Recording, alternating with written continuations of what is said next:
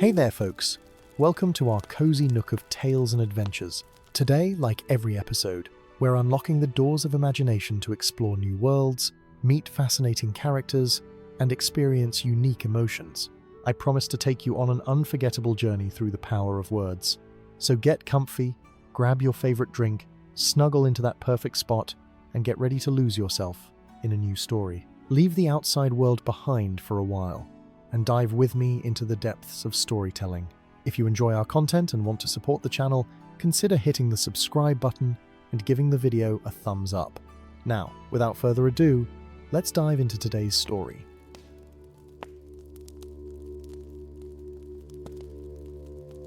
In the waning days of autumn, when the leaves of the party tree had turned to shades of amber and russet, and the morning mists clung to the water like gossamer veils, there came upon the Shire that particular quality of light that every sensible hobbit recognized as the herald of winter's approach. It was in these days, when the sun rose late and set early, casting long golden shadows across the fields and gardens of Hobbiton, that the work of preparing for the cold months ahead began in earnest. You had awakened that morning to the familiar creak of your round green door, its hinges singing their customary song as the autumn breeze pushed gently against it. Through the circular window of your bedroom, you could see the first pale light of dawn touching the tips of the distant hills, painting them in hues of pearl and rose. The air that seeped through the cracks carried with it the scent of wood smoke from neighboring chimneys and the earthy perfume of fallen leaves, mingled with something sharper, cleaner, that spoke of frost to come. Your feet, large and comfortable and covered in their natural coat of curly brown hair, touched the cool flagstones of your bedroom floor, and you felt the familiar thrill of purpose that came with this time of year. There was work to be done.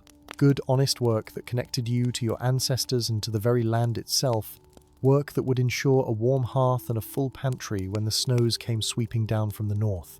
For you were a hobbit of the Shire, and the preparation for winter was not merely a task but a sacred duty, passed down through generations like treasured family silver.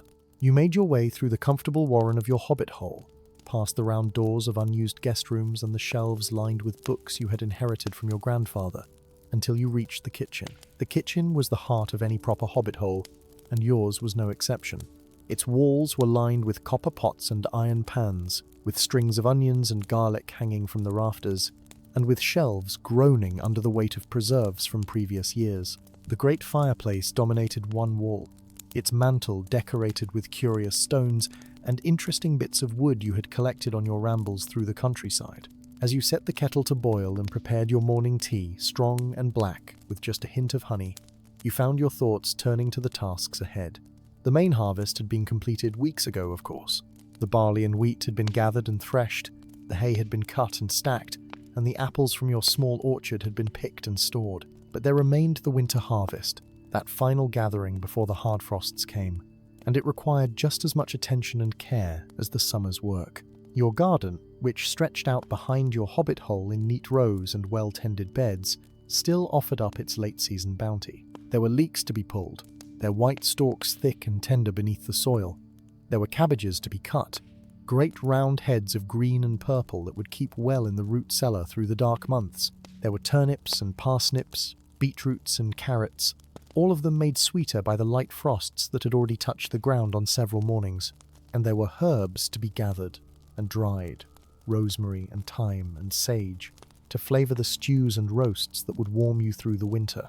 But it was not merely the vegetables that required your attention. The hedgerows and wild places of the Shire also offered their gifts at this time of year, if one knew where to look and had the wisdom to gather them properly.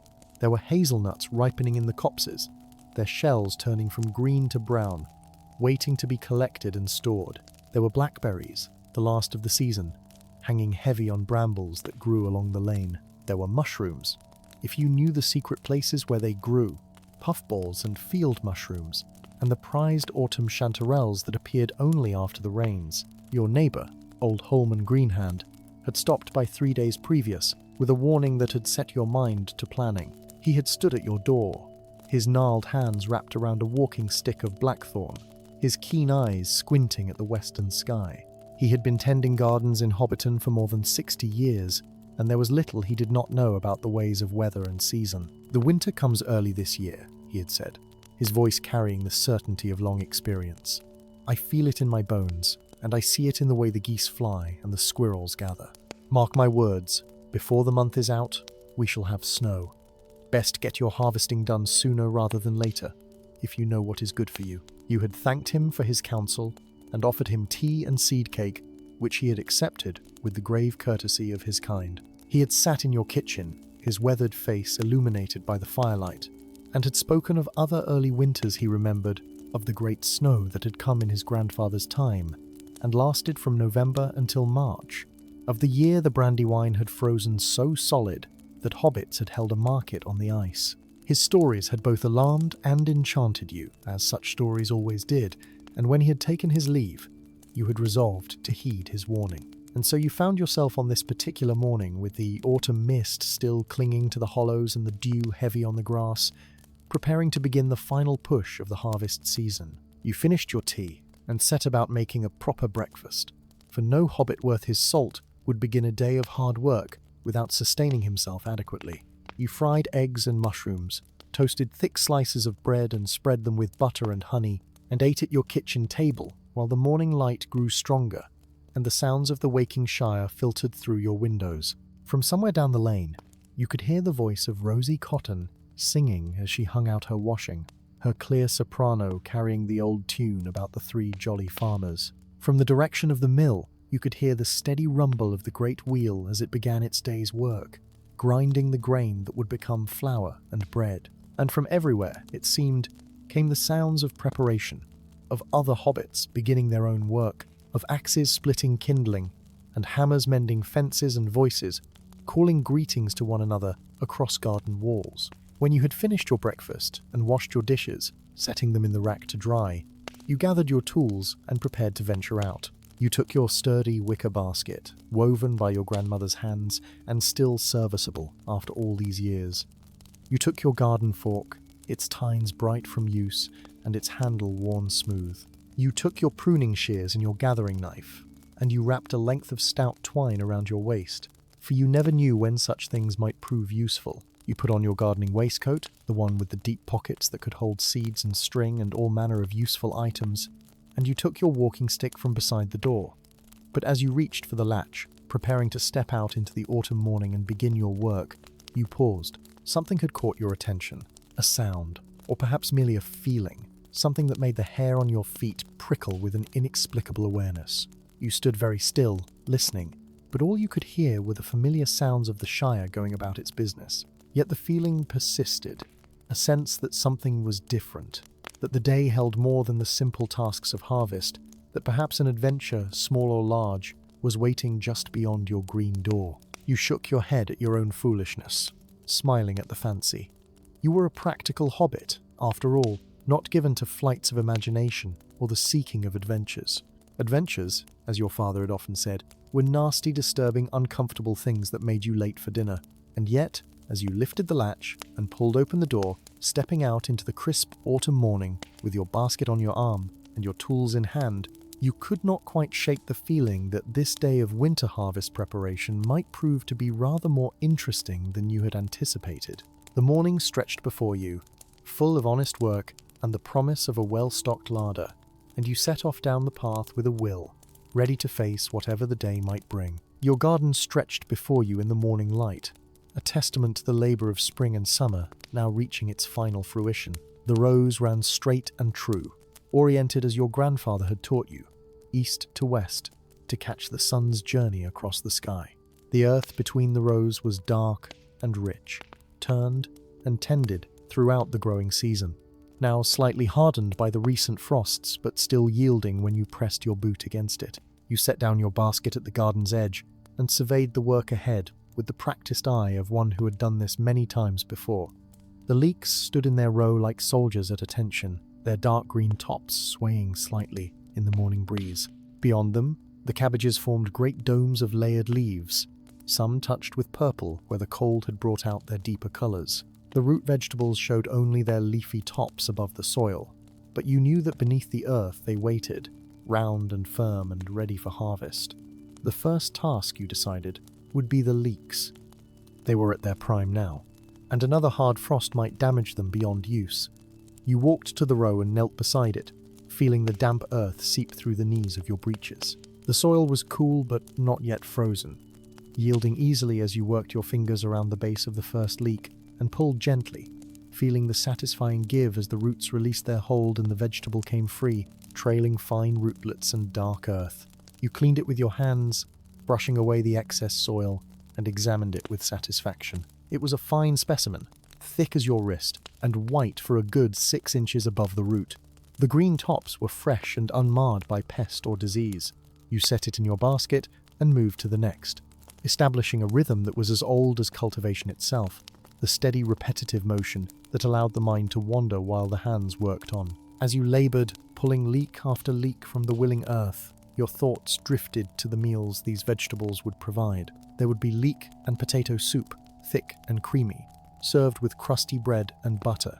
There would be leeks braised in cream and herbs, a side dish fit for the finest dinner. There would be leeks chopped fine and mixed into pastry for savoury tarts. Your mouth watered at the thought, and you found yourself pulling the vegetables with renewed enthusiasm. The sun climbed higher, burning away the last of the morning mist and warming your back as you worked. From across the lane, you heard the voice of Marigold Gamgee calling to her children, telling them to mind the chickens and not to let them into the vegetable patch.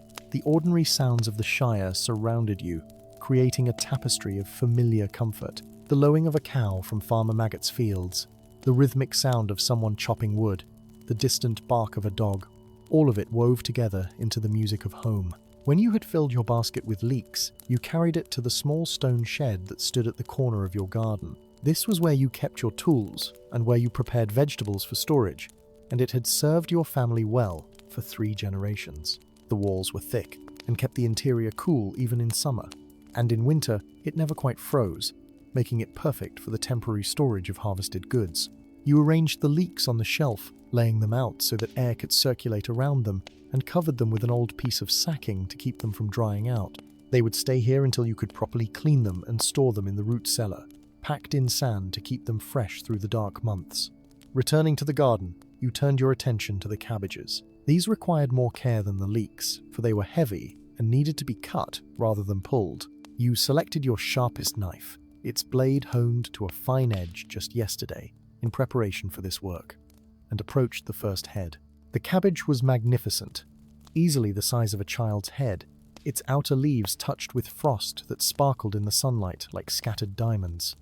You pulled back the outer leaves to examine the head, looking for any signs of splitting or pest damage, but found none. It was perfect, firm and solid, the leaves wrapped tight around themselves in layer upon layer of vegetable perfection. You positioned your knife at the base of the stem and cut cleanly through, feeling the satisfying resistance and then the sudden give as the blade completed its work. The cabbage head fell into your waiting hand, surprisingly heavy, and you set it aside while you trimmed away the tough outer leaves and the long stem. These trimmings you tossed into a pile at the edge of the garden, for they would go to feed the neighbour's pig, a arrangement that benefited both parties and maintained the good relations that were the foundation of Shire society. One by one, you worked your way down the row of cabbages, cutting and trimming, building a pile of purple and green heads that gleamed in the autumn sunlight. Your back began to ache from the bending and lifting, and you paused to straighten, pressing your hands against the small of your back and stretching. The sun was well up now, and you judged it to be nearly 10 o'clock, which meant it was time for second breakfast. You gathered an armful of cabbages and carried them to the shed, stacking them carefully so they would not bruise. Then you returned to your hobbit hole, brushing the dirt from your hands and stamping the earth from your feet before entering. The kitchen was warm and welcoming, and you set about preparing a proper second breakfast. There were cold sausages left from yesterday's dinner, which you sliced and fried in a pan with a bit of butter. You scrambled eggs with cheese and chives from your windowsill garden, and you toasted more bread, this time spreading it with the blackberry jam you had made in August. You brewed fresh tea and sat at your table, eating slowly and savouring each bite, for this was the Hobbit way, to take pleasure in good food and to never rush a meal. As you ate, you planned the afternoon's work. The cabbages were not quite finished, and then there were the root vegetables to consider. The carrots and parsnips, the turnips and beetroots, all of them needed to be pulled and cleaned and stored. And then there were the wild harvests to think about. the hazelnuts and blackberries, the mushrooms if you could find them. It was a great deal of work, but you felt equal to it, fortified by your breakfast and by the satisfaction of the morning's labor. You were just finishing your tea when you heard a knock at your door, a sharp rap that suggested urgency. Setting down your cup, you rose and went to answer it, wondering who might be calling at this hour. When you opened the door, you found yourself face to face with young Tom Cotton, the miller's son, his face flushed from running, and his breath coming in short gasps. "Begging your pardon," he said, his words tumbling over each other in his haste, "but my father sent me round to all the gardens.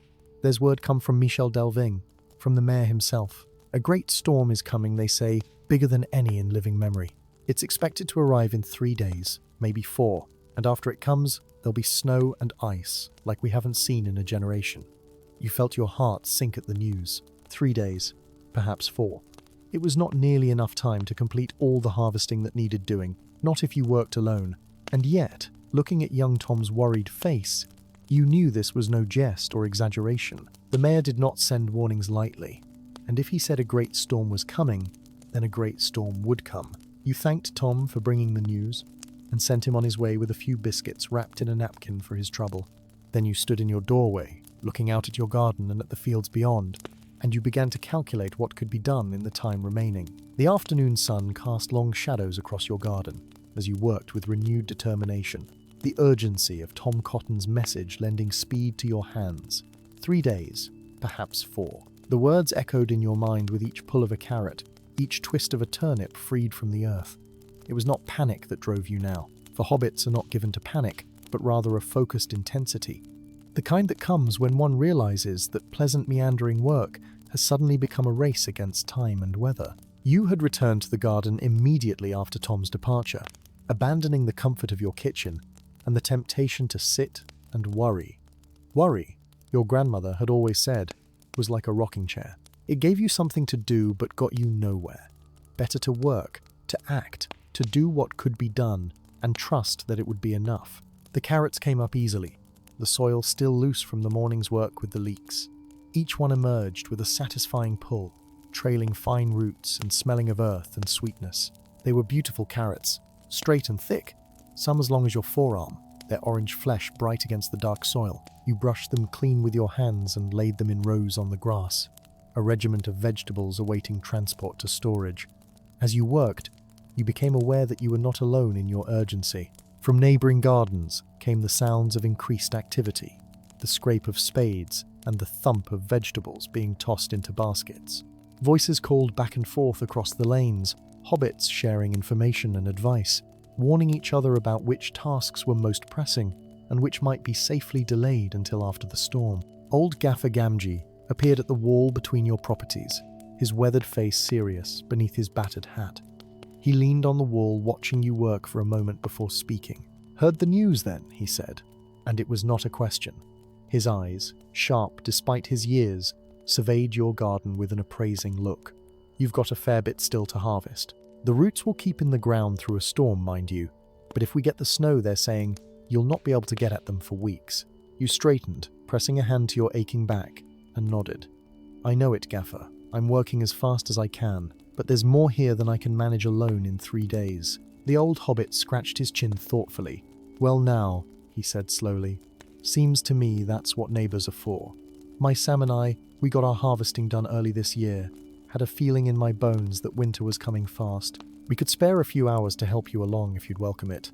You felt a surge of gratitude that tightened your throat. The offer was generous, more generous than you had any right to expect, for the Gamgees had their own preparations to make, their own work to complete before the storm arrived. But this was the way of the Shire. Neighbour helping neighbour, community binding together in times of need. "I would welcome it more than I can say," you replied, and your voice carried the weight of genuine thanks. "I've the roots still to finish, and all the cabbages to store, and I haven't even begun to think about gathering from the wild places." The Gaffer nodded decisively. "Right then, Sam and I will be over after our tea, round about 3 o'clock, and I'll send word to Hamfist at the mill. His boys are strong and quick, and they owe you a good turn after you helped them with their fence last spring." Before you could protest that no debt was owed, that the fence had been a pleasure to help with, and required no repayment, the Gaffer had already turned away, moving with surprising speed for one of his years. You watched him go, feeling the burden of worry lift slightly from your shoulders. With help, the work that had seemed impossible suddenly became merely difficult, and difficult was something any self-respecting hobbit could manage. You returned to your carrots with lighter spirits, and by the time the church bell rang 3 times, announcing the hour, you had cleared 2 full rows and begun on a third. The pile of orange roots on your lawn had grown impressively, and you had already made 2 trips to the shed to begin the process of cleaning and storing them. True to his word, the gaffer arrived promptly at 3, accompanied by his son Sam, a sturdy young hobbit with a serious face and capable hands. Behind them came Hamfast's twin boys, Halfred and Hamson, both grinning and joking as young hobbits will, but with baskets and tools that spoke of their readiness to work. "Right then," said the gaffer, surveying the garden with a commander's eye.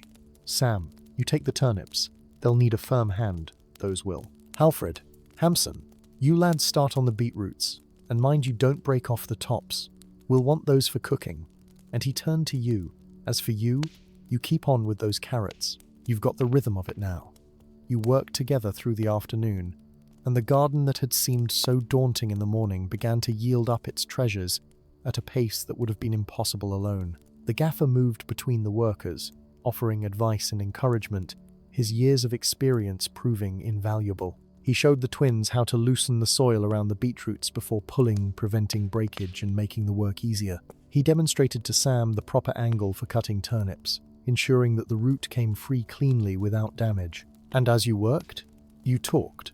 For hobbits are social creatures, and cannot labour long in silence. The conversation ranged over many topics, from the quality of this year's harvest compared to previous years, to speculation about the coming storm, to gossip about the doings of various Shire residents. You learned that Lobelia Sackville Baggins had been seen in Michel delving, buying up supplies as if preparing for a siege. You heard that the mayor had ordered the bridges reinforced, and the stocks of firewood in the village commons replenished. Sam, who was quieter than the others but no less observant, remarked on the unusual behaviour of the birds. "They're gathering early," he said, pausing in his work to watch a flock of starlings wheel across the sky. "And flying low, too. My old gaffer says that's a sure sign of heavy weather coming." The elder gaffer snorted. "Your old gaffer, as you call me, though I'm standing right here, says a lot of things. But in this case, the old gaffer happens to be right. I've been watching the signs for near on 70 years, and I tell you, this storm will be one for the record books." As the afternoon wore on and the sun began its descent toward the western hills, painting the sky in shades of orange and pink, your garden began to look markedly different. Where there had been rows of standing vegetables, there were now empty beds of dark earth. The piles of harvested produce had grown to impressive proportions, and you had made countless trips back and forth to the shed, your arms laden with carrots and turnips, beetroots and parsnips. The work was hard, and you could feel it in your shoulders and back, in the dirt under your fingernails and the ache in your knees. But there was satisfaction in it too, a deep contentment that came from honest labour in good company, from seeing a necessary task accomplished through cooperation and goodwill. As the light began to fail and the air grew noticeably cooler, the gaffer called a halt to the work. "That's enough for today," he announced. "We've made good progress, better than good. The bulk of the roots are in, and what's left can wait for tomorrow." You straightened slowly, feeling every muscle protest, and looked around at what had been accomplished. It was indeed remarkable. What would have taken you days working alone had been completed in a single afternoon. The garden beds lay mostly empty now, waiting for winter's rest, and the shed was filled to bursting with the fruits of the harvest.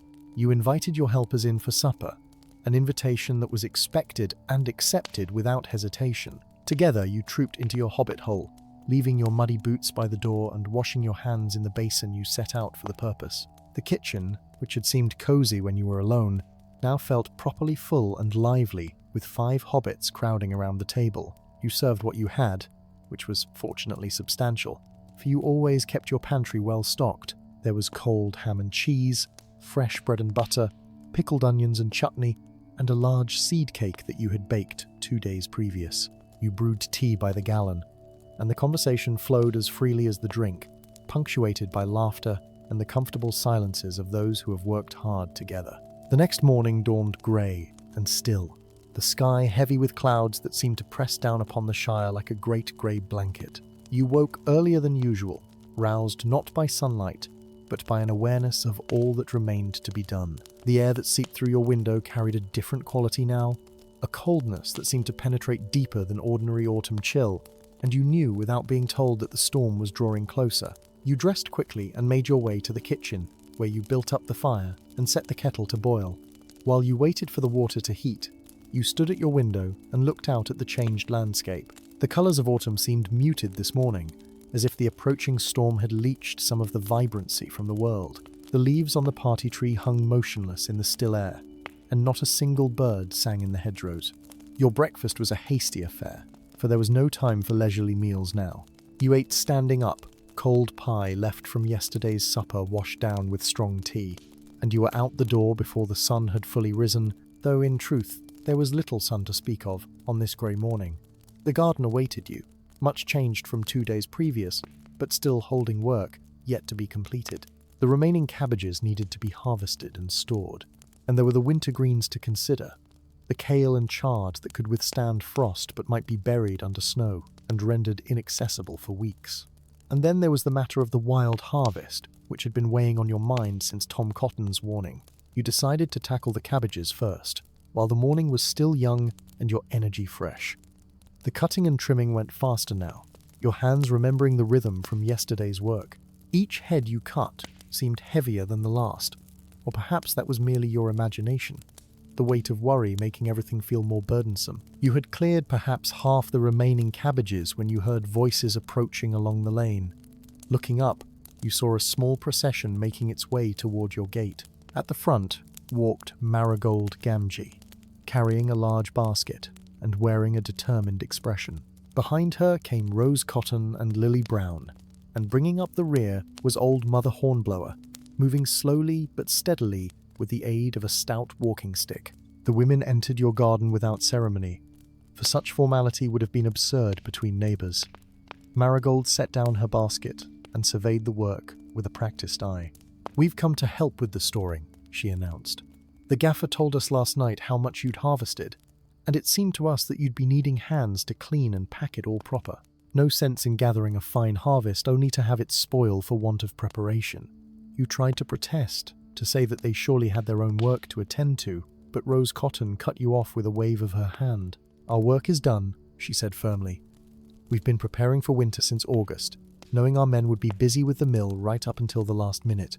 Now we've time to spare and hands to lend, so you might as well accept it gracefully and show us where you keep your sand and your storage crates." And so you found yourself leading a small army of capable hobbit women to your shed, where the previous day's harvest waited to be properly prepared for storage. The transformation that took place over the next hours was remarkable. Where you would have worked alone, slowly and methodically, the women worked together with an efficiency born of long practice and natural organization. Mother Hornblower, too old for the heavy work but possessed of more knowledge than the rest combined, directed operations from a comfortable seat on an upturned crate. Marigold and Rose handled the cleaning, brushing earth from roots and trimming away damaged bits with quick, sure movements. Lily Brown, who had the strongest back, hauled crates and sacks of sand, setting up the storage systems that would keep the vegetables fresh through winter. They worked and talked, their conversation flowing in the easy way of women who have known each other all their lives. They discussed preserving techniques and storage methods, debated the merits of sand versus straw for packing carrots, and shared recipes that had been passed down through generations. You listened and learned, for though you had done this work before, these women had refined it to an art. Mother Hornblower proved to be a font of wisdom, her memory reaching back to storms and winters that were now just stories to younger hobbits. She spoke of the great freeze of 1311, when the Brandywine had frozen solid and snow had buried the Shire for 4 months. She told of the unexpected thaw that had followed, and the floods that had come after, and the lessons that had been learned about preparing not just for the storm itself, but for what might come after. "Store your turnips separate from your apples," she instructed, watching as Lily arranged crates in the corner of your root cellar. "The turnips will take on the apple flavor, and the apples will take on a turnip taste, and neither one will be fit to eat. And make sure your beetroots are packed loose enough for air to move between them, or they'll rot from the inside out before midwinter." The women had brought their own supplies, you discovered. Marigold's basket contained clean straw and old newspapers for wrapping. Rose had brought balls of twine and labels so that everything could be marked and identified. Lily had somehow procured extra sand, knowing that your own supply would likely run short. Even Mother Hornblower had contributed, producing from her apron pocket a small jar of something she called preservation powder, made from herbs and salts according to a recipe her grandmother had taught her. By midday, when you called a halt for lunch, the shed and root cellar had been transformed. Carrots stood packed in boxes of sand, arranged so that they did not touch each other. Turnips and parsnips filled bins lined with straw. Beetroots hung in mesh bags from the ceiling, where air could circulate around them. Cabbages sat on shelves, each wrapped in newspaper, and positioned so that its cut stem pointed upward. The leeks had been bundled and stood upright in buckets of sand, their green tops forming a small forest in one corner. You fed your helpers a proper lunch, laying out everything you had in your pantry. There was fresh bread and aged cheese, cold chicken and pickled vegetables, apple tart and cream. The women ate with good appetite, their morning's work having given them hunger, and they praised your hospitality even as you silently thanked them for their invaluable help. After lunch, as the women prepared to return to their own homes and their own preparations, Marigold drew you aside. She glanced at the sky, which seemed even heavier and greyer than it had that morning, and her expression grew serious. "You'll be wanting to gather from the wild places this afternoon," she said quietly. "The hazelnuts in Woody End and the mushrooms in the farm meadow. Don't wait until tomorrow. I've a feeling in my bones that the storm may come sooner than they're saying." You nodded, having had the same thought yourself. The wild harvest was important, not just for the food it would provide, but for the variety it would add to winter meals. Hazelnuts could be stored for months and added to breads and cakes. Mushrooms could be dried and used throughout the winter to flavor soups and stews. And there were other things too: rose hips for tea, sloe berries for preserving, wild garlic to be found if you knew where to look. After the women had departed, leaving behind a clean and organized storage system that would have taken you days to accomplish alone, you gathered fresh baskets and set out for Woody End. The hazel copse lay perhaps a mile from your hobbit hole, beyond the main road, and up a gentle slope that overlooked the water. You had harvested there every autumn for as long as you could remember, competing with the squirrels and jays for the rich brown nuts that fell from the trees. The walk seemed longer today, the still air heavy and oppressive. No wind stirred the leaves, and the usual sounds of the countryside were muted, as if the world itself was holding its breath. When you reached the copse, you found the ground beneath the hazel trees already littered with fallen nuts, more than you had expected. It seemed that the trees themselves knew that winter was coming and had dropped their bounty early. You worked systematically, gathering nuts and depositing them in your basket. The work was pleasant in its own way, peaceful and meditative, requiring attention but not deep thought. Your hands moved automatically, selecting good nuts and discarding those that were damaged or hollow, while your mind wandered to thoughts of the days ahead. The afternoon light, such as it was, began to fade earlier than usual, the grey clouds seeming to draw the darkness down from the sky like a curtain. You had filled 2 baskets with hazelnuts and were working on a third when you felt the first breath of wind against your face. It was subtle at first, barely a whisper through the hazel branches, but it carried with it a scent that made you pause in your gathering. It was the smell of snow, clean and sharp and unmistakable, though no flakes had yet fallen. You straightened and looked westward, toward the direction from which the wind had come. The sky in that quarter had taken on a peculiar quality, a yellowish grey that you had seen before in your younger days, always preceding the worst of winter storms. Your grandmother had called it a snow sky, and she had taught you to respect it, for it meant that nature was gathering her forces for something significant. The wind came again, stronger this time, and with it came the first visible signs of the storm's approach. The leaves on the hazel trees began to rustle and dance, their autumn colours seeming to intensify in the strange light. In the distance, you could hear the creaking of larger trees as they swayed in the growing breeze, and somewhere a shutter banged against a wall, someone having failed to secure it properly. You made the decision quickly. 2 baskets of hazelnuts would have to suffice. The mushroom meadow lay another mile distant, and the light was failing fast. Better to return home with what you had gathered than to risk being caught out when the storm arrived in earnest. You could always venture out again tomorrow if the weather held, though something in the quality of that wind told you that tomorrow might bring very different conditions. The walk back to your hobbit hole seemed twice as long as the journey out had been. The baskets were heavy, laden with nuts, and the wind that had been a whisper in the hazel copse had become a steady presence, pushing against you as you walked. Leaves swirled around your feet, torn from trees that had held them stubbornly through weeks of autumn. The temperature was dropping too. You could feel it, the chill deepening with each passing minute. By the time you reached your green door, breathing hard from the exertion and the weight of your burdens, the wind had become a true gale. It tore at your clothes and whipped your hair across your face, and when you finally stumbled into the warmth of your hobbit hole and pushed the door shut behind you, you could hear it howling around the eaves like a living thing. You set down your baskets and leaned against the door, catching your breath.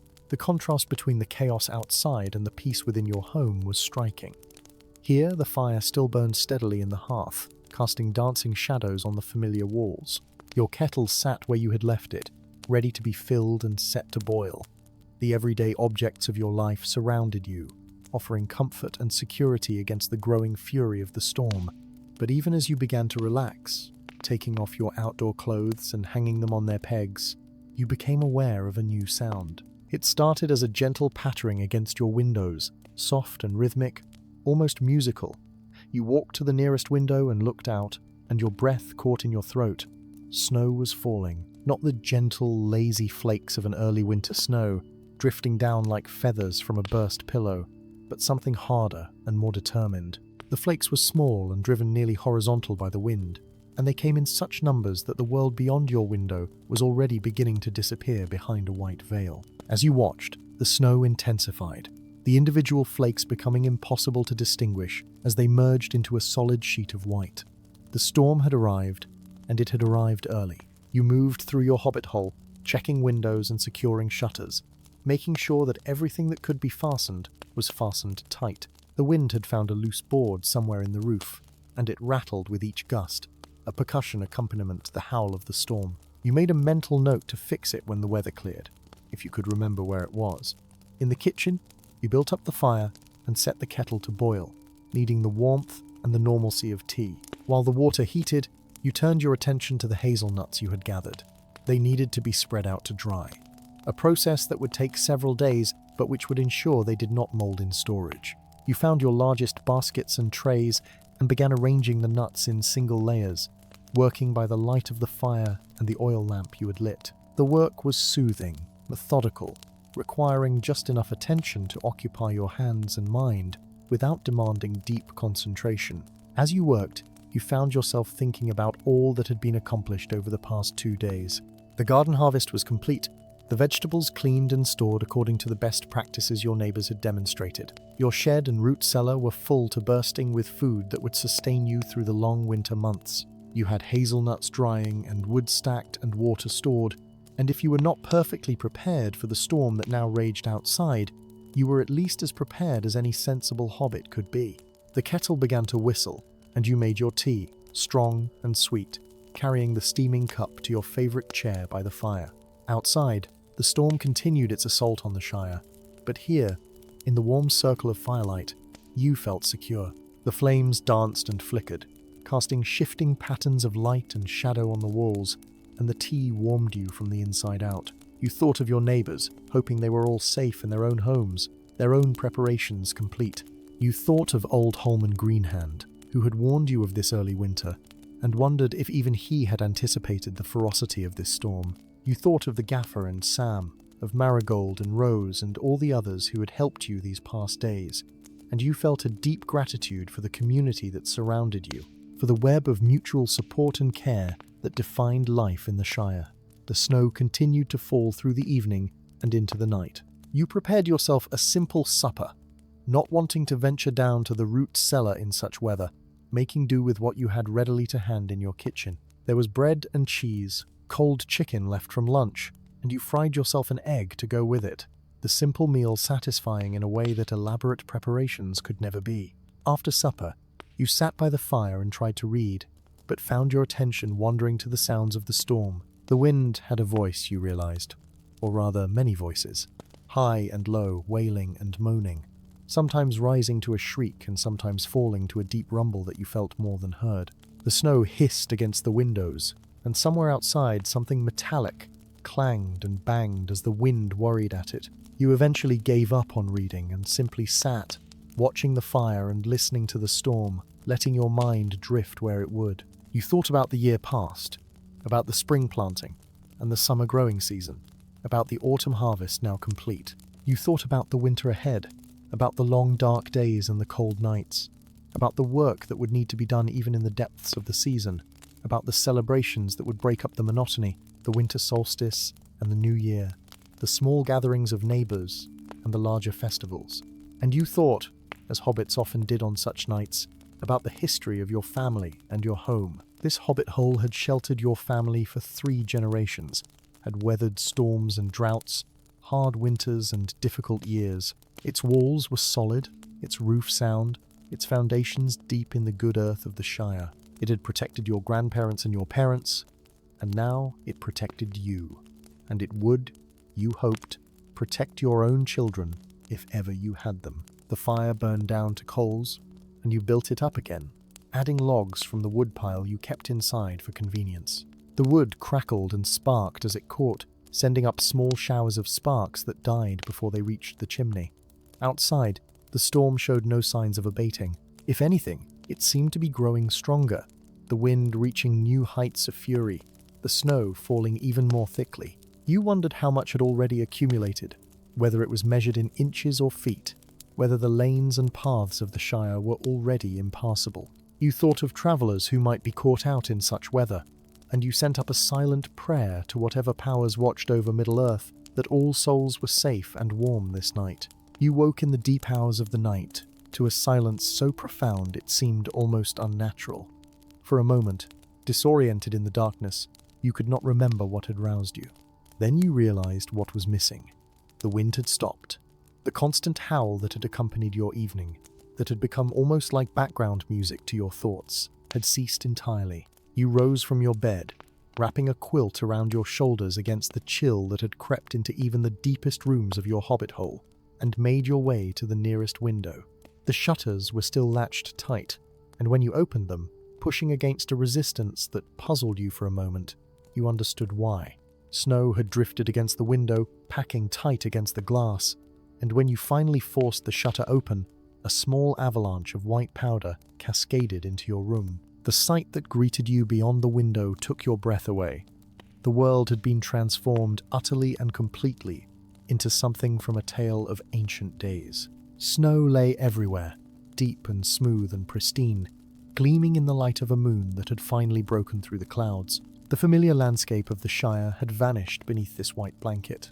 Landmarks erased, distances impossible to judge. The party tree was barely recognizable, its branches bent low under the weight of snow, and the lane that ran past your hobbit hole had disappeared entirely. You stood at the window for a long time, mesmerized by the beauty and the strangeness of it. The silence was broken only occasionally by the soft sound of snow sliding from an overburdened branch, landing with a muffled thump on the drifts below.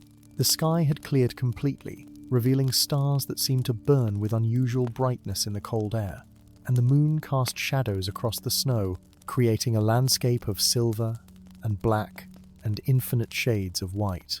Eventually, the cold drove you back to bed.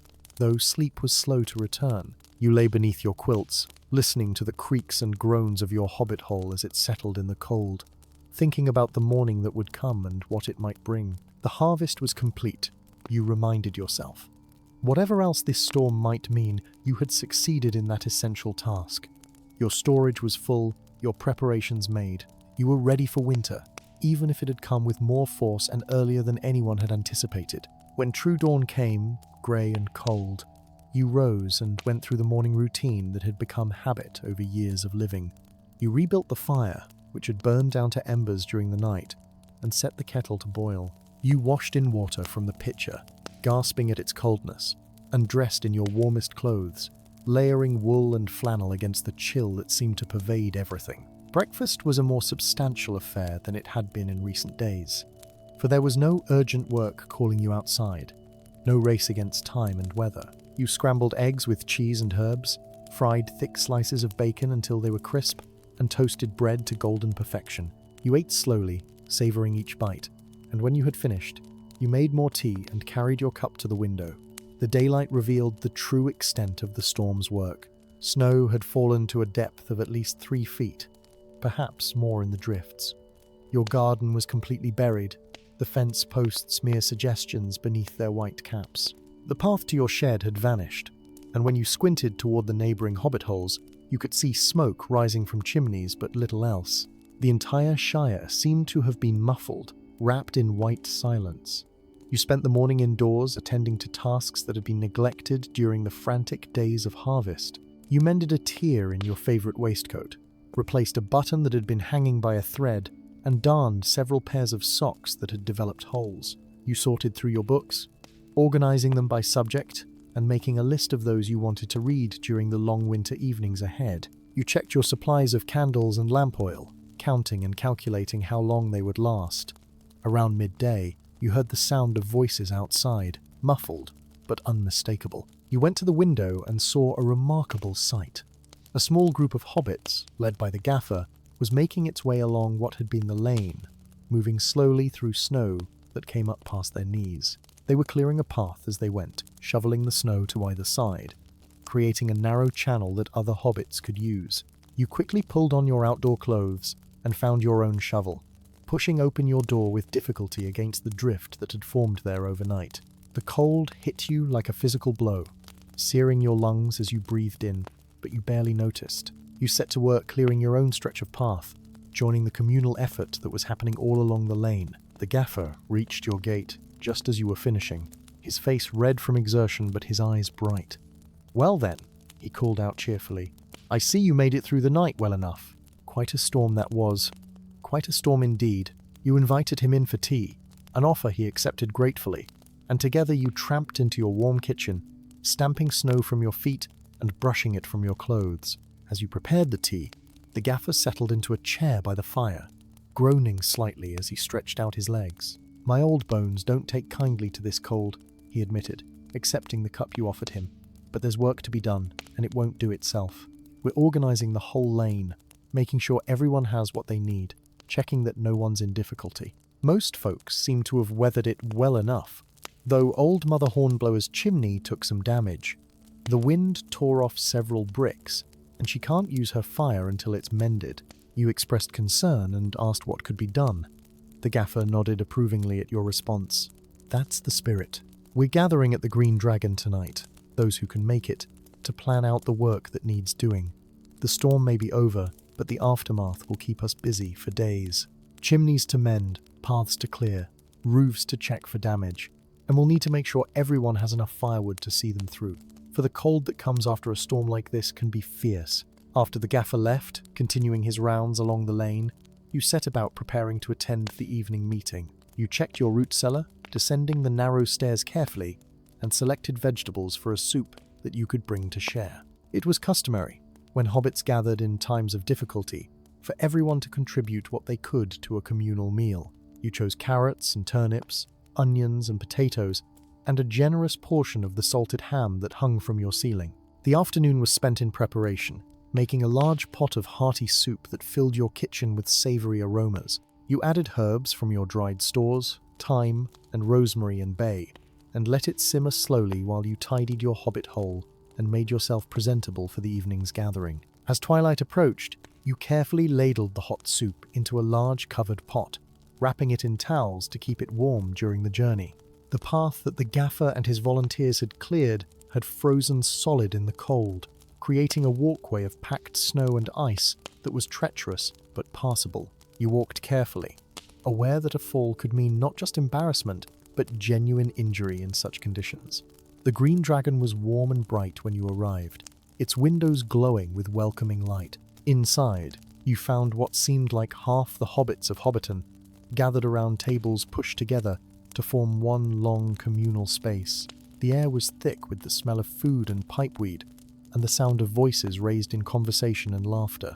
Your soup was received with enthusiasm and added to the collection of dishes that covered every available surface of the Green Dragon's main room. There were pies and casseroles, roasted vegetables and fresh bread, cheese and cold meats, and more sweets and cakes than you could count. The hobbits of the Shire might face hardship and difficulty, but they would face it well fed. That much was certain. You found a seat near the fire, wedged between Rose Cotton and young Tom, who had brought the warning about the storm that now felt like it had come a lifetime ago, rather than just 3 days past. Around you, conversations buzzed and overlapped, everyone eager to share their experiences of the storm and its aftermath. Old Sandyman the miller was holding forth about the damage to his mill, where the weight of snow on the roof had caused one of the support beams to crack. "It'll need replacing before I can safely run the wheel again," he said, shaking his head. "And where I'm to find a beam of that size in winter, I'm sure I don't know. We've oak timber in our woodlot," offered Farmer Maggot from across the table. "Cut last spring and properly seasoned. You're welcome to what you need, and we'll help with the installation too. No mill means no flour, and no flour means no bread, and that's a situation that affects us all." This simple exchange set the tone for what followed. As the meal progressed and plates were cleaned and refilled, the practical work of organizing the community's response to the storm began in earnest. The gaffer, who seemed to have naturally assumed the role of coordinator, stood and called for attention. "Right then," he said, his voice carrying easily through the room despite his years. "We all know what's happened, and there's no use dwelling on what can't be changed. The storm came, and it came hard, and now we've got to deal with what it's left behind. Let's go round the room, and each of you tell us what needs doing at your place, or if you know of someone who needs help." One by one, the hobbits spoke up. Hamfist reported that several families in his part of Hobbiton had used up most of their firewood reserves keeping warm during the storm's worst hours, and would need help replenishing their stocks. Marigold mentioned that the roof of the old schoolhouse had partially collapsed under the weight of snow, and the building would be unusable until repairs were made. Young Tom spoke shyly about his grandmother, who lived alone and whose chimney was smoking badly, suggesting a blockage that needed clearing. The list grew longer as more voices joined in.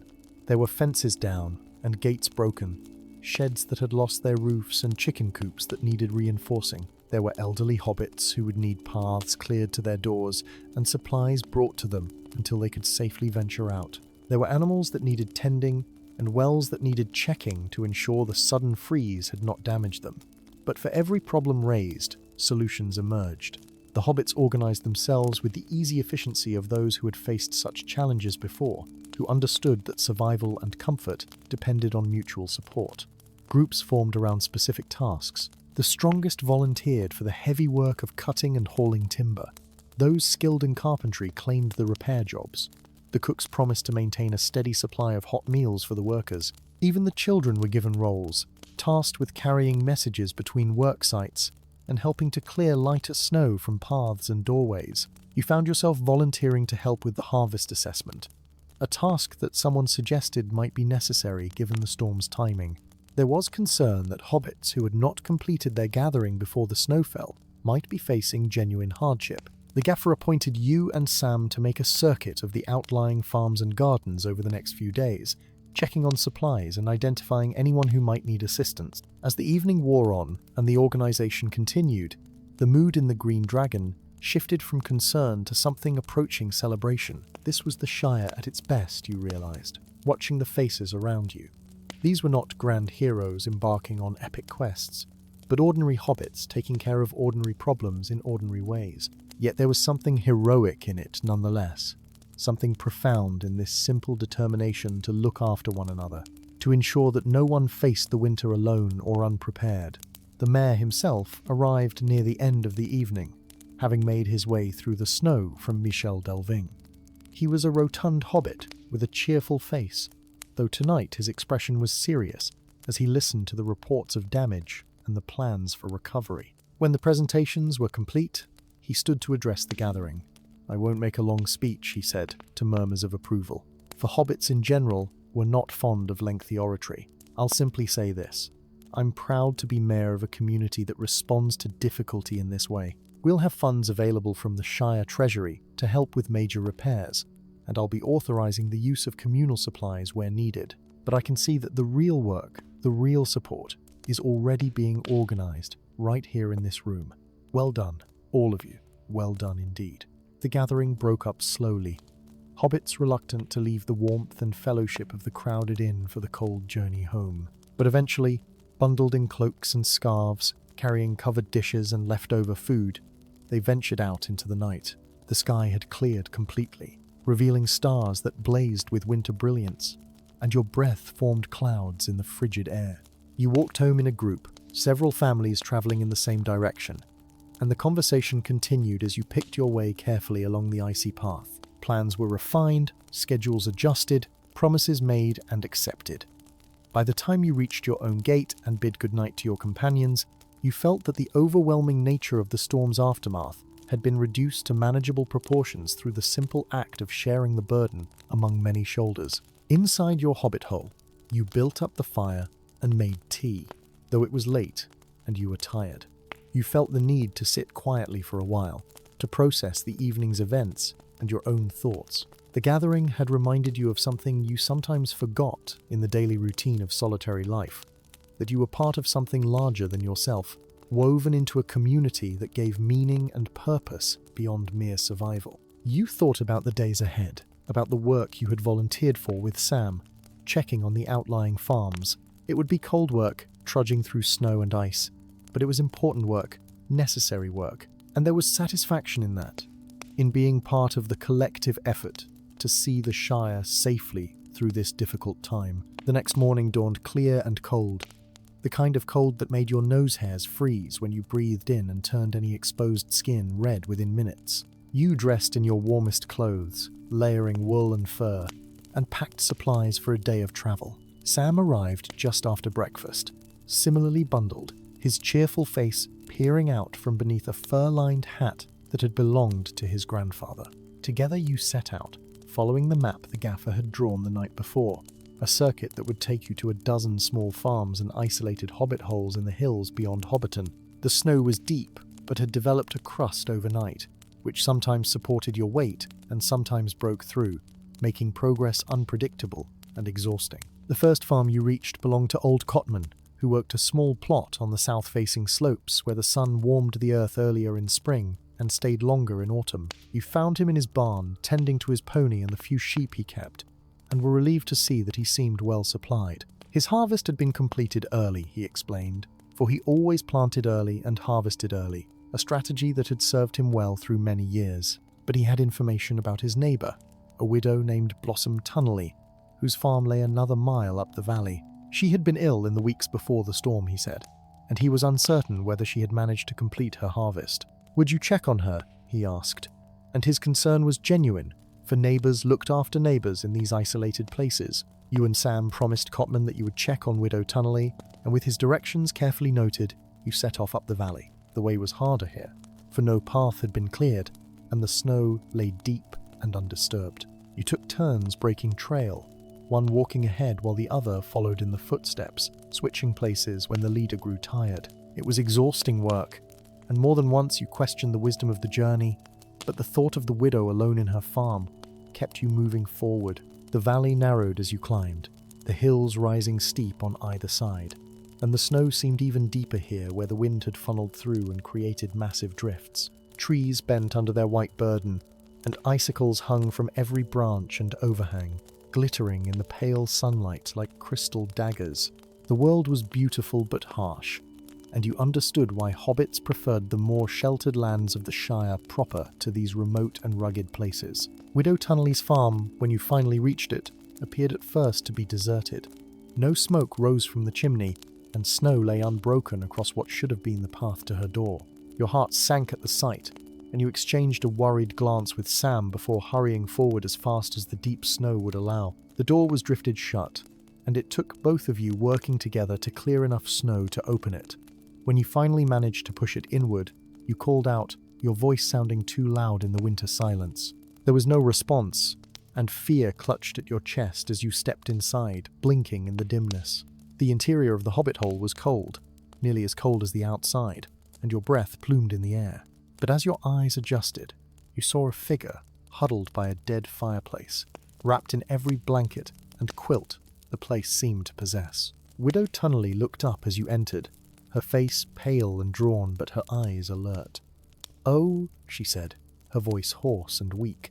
"Oh, I'm so glad to see someone. I was beginning to think I might have to try to walk to Cotman's place, though I don't know if I could have managed it.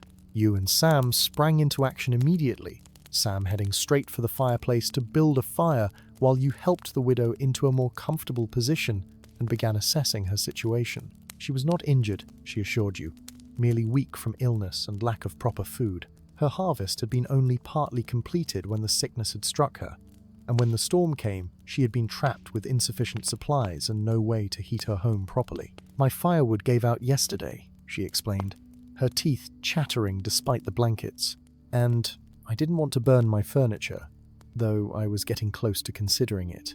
I've been eating what little I had cold, and trying to stay warm under all the bedding I could find. Sam had the fire going in remarkably short order, having found enough kindling and a few remaining logs to get a good blaze started. The warmth began to fill the small space immediately, and you could see colour returning to the widow's cheeks. While Sam went outside to find more firewood, you investigated her pantry and found it nearly bare. A few wrinkled apples, some hard cheese, a crust of bread, and little else. When Sam returned with an armful of wood split from her supply outside, which had been buried under snow, you held a quick consultation. The widow needed more than just a fire and a brief visit. She needed proper care and adequate supplies, and she would need help completing what remained of her harvest once the snow melted enough to make such work possible. We're taking you back to Hobbiton, you announced, in a tone that brooked no argument. You can stay with the Gamgees until you're fully recovered and your place is properly prepared for winter. Sam, you'll go ahead and let your father know we're coming. I'll stay here with the widow and help her gather what she'll need. Sam nodded and set off immediately, moving much faster now that the trail was broken, and you turned your attention to helping Widow Tunnelly prepare for the journey. You heated water for tea and found a bit of the dried meat in your pack that you'd brought for lunch. While she ate and drank, regaining some strength, you gathered her essential belongings, warm clothes and personal items, medicines and precious keepsakes. The walk back down the valley was slow, for the widow was weak and the way treacherous. You supported her when she stumbled and carried both your pack and hers, stopping frequently to let her rest. But eventually, you reached Cotman's farm, where the old hobbit had seen you coming and had hot soup ready. After another rest and more food, the journey continued, and by the time the sun was setting, you had brought Widow Tunnelly safely to the Gamgee home. The gaffer met you at the door, Sam having prepared the way, and the widow was welcomed with the kind of no-nonsense care that elderly hobbits provided to one another. She was fed and bathed, given warm clothes, and put to bed in the spare room, and within an hour of her arrival, she was sleeping soundly, the first real sleep she had managed in days. You stayed for supper, too tired to face the walk home immediately, and found yourself the center of attention as you recounted the day's adventure. The gaffer listened carefully, his expression growing more serious as you described the state of the widow's supplies and the incomplete harvest. "We'll organize a party," he decided.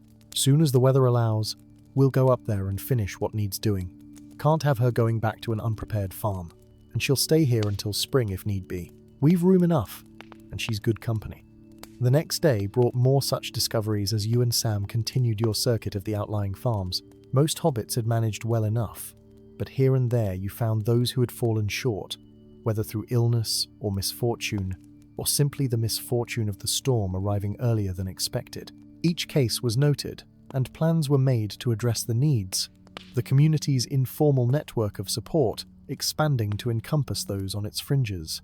You discovered old Brownlock, whose entire store of potatoes had frozen in his inadequate root cellar. You found the Noakes family, newcomers to the area who had not yet learned the harsh lessons of hill farming and had underestimated the supplies needed for a severe winter. You encountered Primrose Smallborough, who kept bees and whose hives had been damaged in the storm, threatening not just her livelihood, but the pollination of next year's crops across several farms. Each problem seemed insurmountable when viewed alone, but as you brought back your reports to the gatherings that continued each evening at various hobbit holes, solutions emerged. Farmers with surplus potatoes agreed to share with Brownlock. The experienced hill farmers took the Noakes family under their collective wing, teaching them what they needed to know. A master carpenter, who kept bees himself, volunteered to help Primrose rebuild her hives and ensure her colonies survived until spring. You watched this process with growing admiration, There was no grand organization directing these efforts, no official authority commanding compliance. Instead, there was simply the recognition that the Shire was a community, that its hobbits were bound together by ties stronger than law or contract, by the simple understanding that today's helper might be tomorrow's recipient of help, and that in the long run, everyone benefited when everyone was looked after.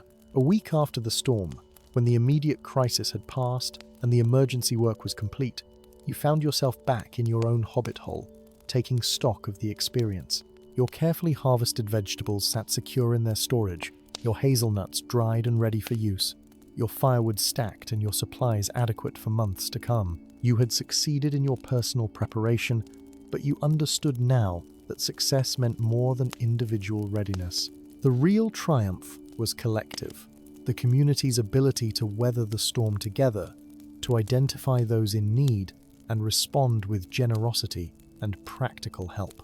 You thought of Widow Tunnelly, safe and warm in the Gamgee home. You thought of Brownlock and his replaced potatoes, of the Noakes family learning from their more experienced neighbours, of Primrose and her rescued bees, and you thought of all the others, the countless small acts of kindness and support that had woven together to create a safety net that caught those who might otherwise have fallen through. Winter had arrived with dramatic force, but the Shire had met it with quiet competence and mutual care. The snows would deepen and the cold would intensify in the months ahead, but you faced the prospect with confidence born of community, knowing that whatever challenges came, they would be faced together.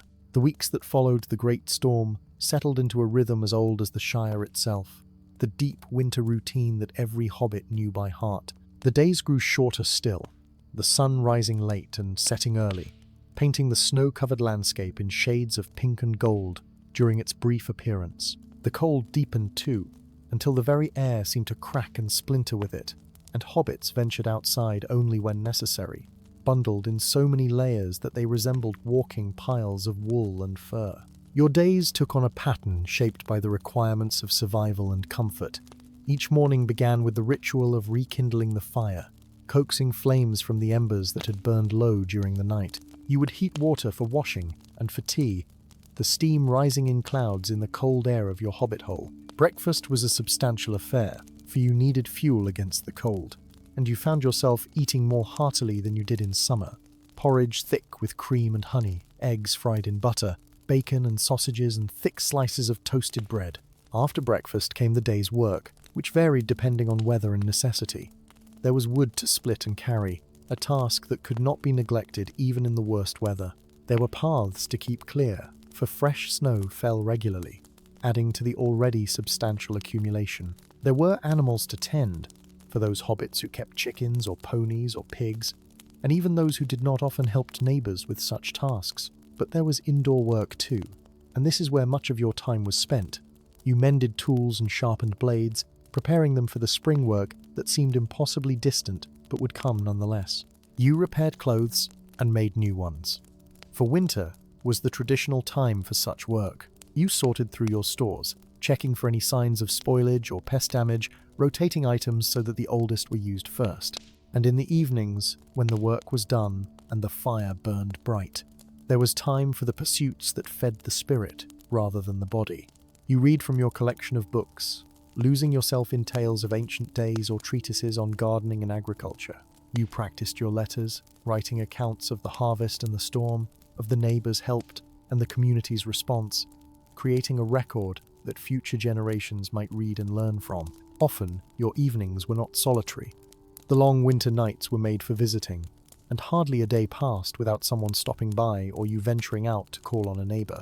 These visits followed their own ritual: tea and cakes, offered and accepted, news exchanged and stories told. You heard all the gossip of the Shire, learned who had quarrelled and who had made up, who was courting and who had announced an engagement to be celebrated when spring came. At the Gamgee home, where you were a frequent visitor, you watched Widow Tunnelly slowly regain her strength and spirits. The gaffer had been right about her being good company, for she had a sharp wit and a store of stories from her younger days that kept everyone entertained through the long evenings. She spoke of her late husband, a farmer who had worked the hill lands for 40 years and had taught her everything she knew about reading weather and managing difficult soil.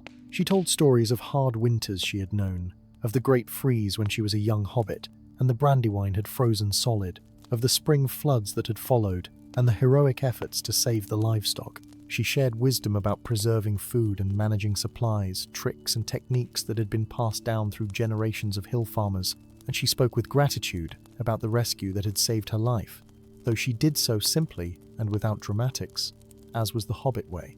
The community gatherings continued too, though less frequently than in the immediate aftermath of the storm. Once a week, weather permitting, hobbits would gather at someone's home or at the Green Dragon, sharing food and warmth and fellowship.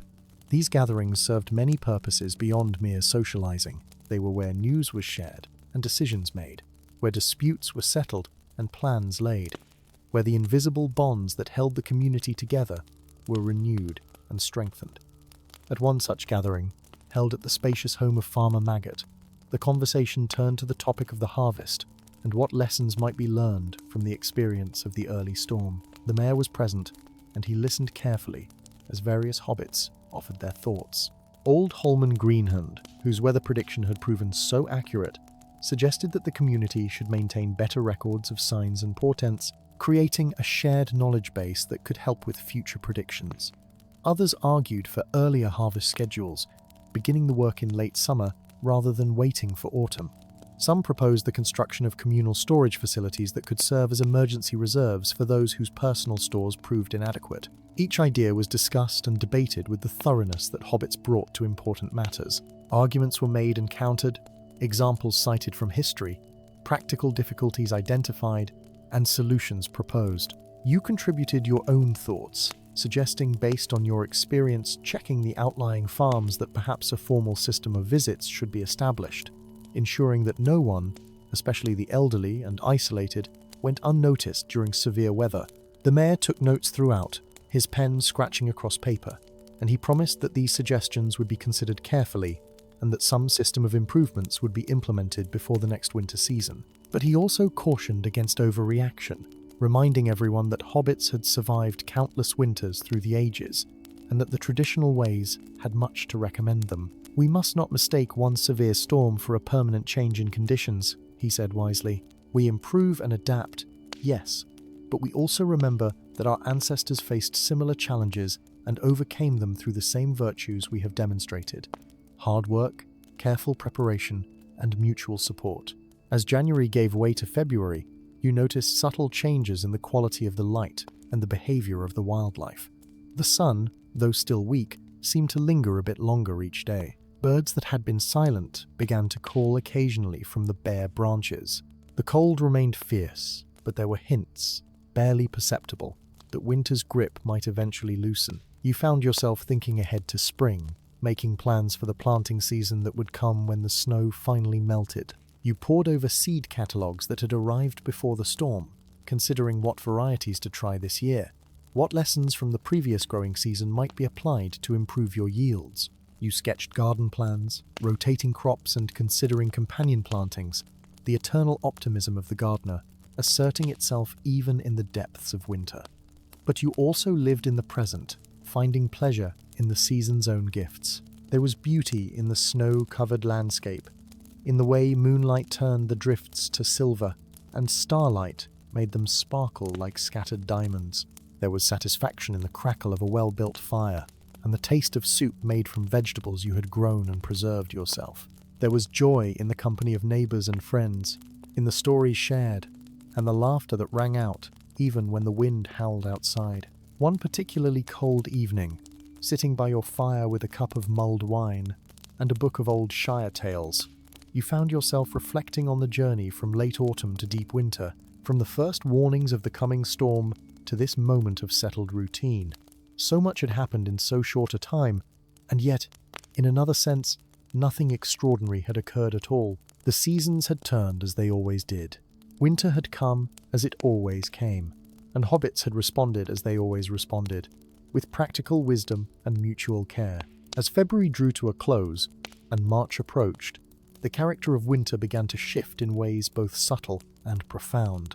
The changes came slowly at first, so gradually that you might not have noticed them had you not been watching with the keen eye of one who had learned to read the signs.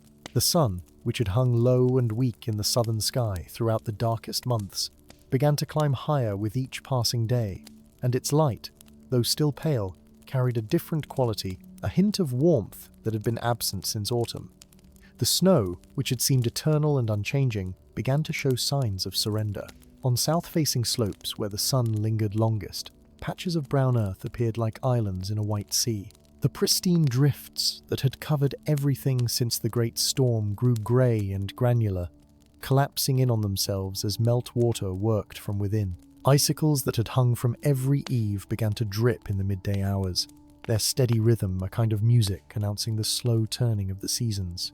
You noticed other signs too, small things that spoke to your gardener's heart of the approach of spring. The buds on the trees, which had been tight and dormant through the cold months, showed the faintest swelling.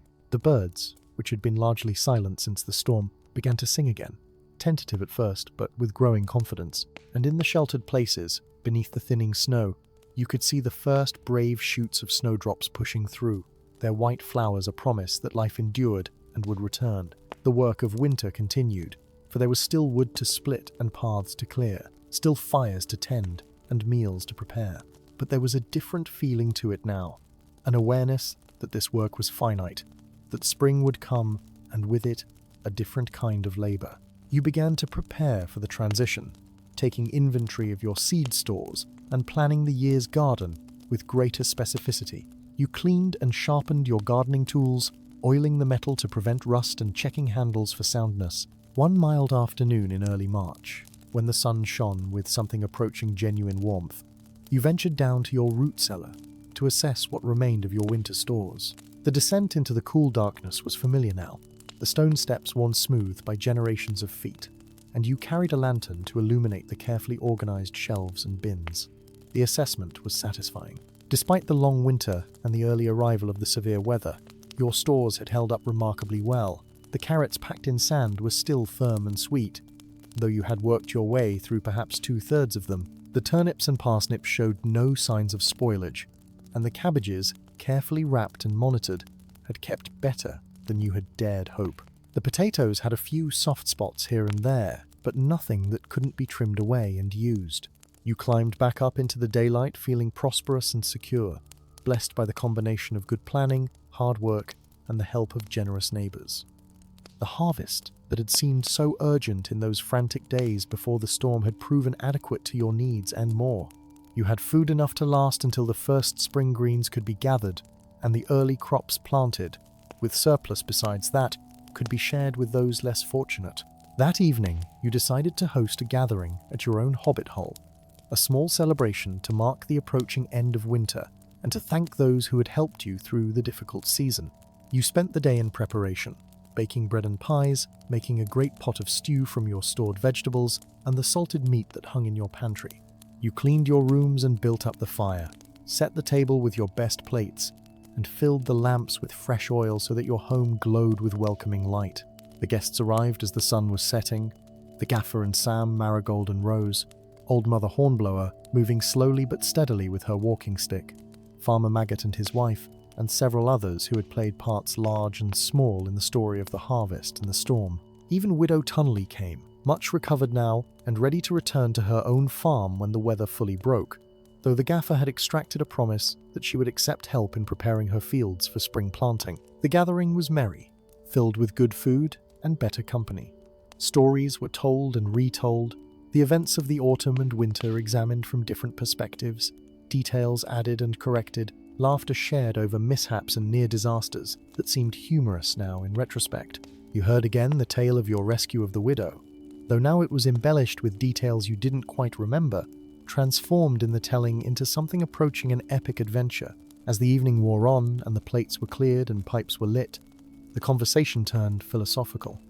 The gaffer, ensconced in your best chair with a mug of ale in his hand, spoke of the patterns he had observed over his long life, the way that difficult seasons often brought out the best in hobbits, forging bonds that lasted long after the crisis had passed. There's those that say we hobbits are simple folk, he mused, and perhaps we are in some ways. We don't go seeking grand adventures or trying to change the world, but there's a kind of wisdom in that simplicity, seems to me. We know what matters: food and warmth and good neighbours, a comfortable home and honest work. And when times get hard, we remember those things, and we help each other through." Mother Hornblower nodded her agreement. "I've lived through more winters than I care to count," she said, her voice still strong despite her years. "And I've learned that it's not the individual who survives, but the community. One hobbit alone might weather a storm or two, but it's the web of relationships, the knowing that we'll help each other, that sees us through the truly hard times." The conversation continued late into the night, ranging over many topics, but always returning to the central themes of community and resilience, of preparation and adaptation, of the simple satisfactions that made life worth living even in difficult times. When your guests finally departed, making their way carefully along the icy paths toward their own homes, you stood in your doorway and watched them go, feeling a deep contentment that had nothing to do with your full storage cellar, and everything to do with the bonds that had been strengthened through shared experience. The next morning, you woke to a sound you had not heard in months, the musical drip of melting snow and the cheerful rush of water flowing in the gutters. You rose and went to your window, and the sight that greeted you confirmed what your ears had told you. The great thaw had begun in earnest. Water ran everywhere, carving channels through the snow, pooling in low places, dripping from every surface. The sky had turned a soft grey, and a warm rain was falling, gentle but persistent, completing the work the sun had begun. Within days, the transformation was remarkable. The snow that had defined the landscape for months vanished with startling speed, revealing the sodden earth beneath. Streams that had been frozen or buried swelled with meltwater, rushing brown and turbulent between their banks. The roads and paths turned to mud, that particular spring mud that clung to everything and made walking an adventure. But hobbits didn't mind. Mud meant that winter was truly over, that the growing season was approaching, that soon it would be time once again to turn the earth and plant seeds and watch for the first green shoots. You stood in your garden, now revealed in all its winter-worn glory, and felt the familiar stirring of the gardener's eternal optimism. The beds were rough and needed work, the paths overgrown with the stubble of last year's weeds, the fence in need of mending where the weight of snow had pushed against it. But beneath the surface, you knew, the soil was rich and ready, full of potential for the growing season ahead. And so the wheel turned, as it always did, from harvest to winter, from winter to spring, from ending to new beginning. You had prepared for winter and survived it, helped your neighbors and been helped in return, learned lessons about community and resilience that would serve you well in seasons to come. The stores you had so carefully gathered were nearly exhausted now, but that was as it should be. They had served their purpose, sustaining you through the long, cold months, and soon the earth itself would provide again. Thus ends the tale of the winter harvest preparation, as it was told in the Shire, where the seasons turn and hobbits endure, where simple wisdom prevails and community binds tighter than any chain. May those who hear this story remember the lessons it holds, of preparation and cooperation, of foresight and mutual care, and may they carry these lessons forward into their own seasons of plenty and want. Story 2. In the gentle days of late autumn, when the leaves of the party tree turned to burnished gold and the morning air carried the first whisper of winter's approach, you woke in your cozy hobbit hole with a peculiar sense of purpose stirring in your heart. The sun had not yet risen above the eastern hills, but already the Shire was awakening to the ancient rhythm that had guided your people since time immemorial. It was the season of the winter harvest, that blessed time when hobbits throughout the land prepared their homes and larders for the long cold months ahead. Your name was Bramble Brownlock, and you lived in a respectable hobbit hole on the western edge of Hobbiton, not far from the road that wound its way toward the green hills. Your home was neither as grand as Bag End, nor as humble as the smallest dwellings in the Tookland, but it was yours, and it had been your family's for 3 generations. The round green door, painted a cheerful shade of yellow that your grandmother had chosen long ago, bore a brass knocker shaped like a cluster of grapes, and above it hung a wreath of dried wheat from last year's harvest. Faded now, but still fragrant when the wind was right.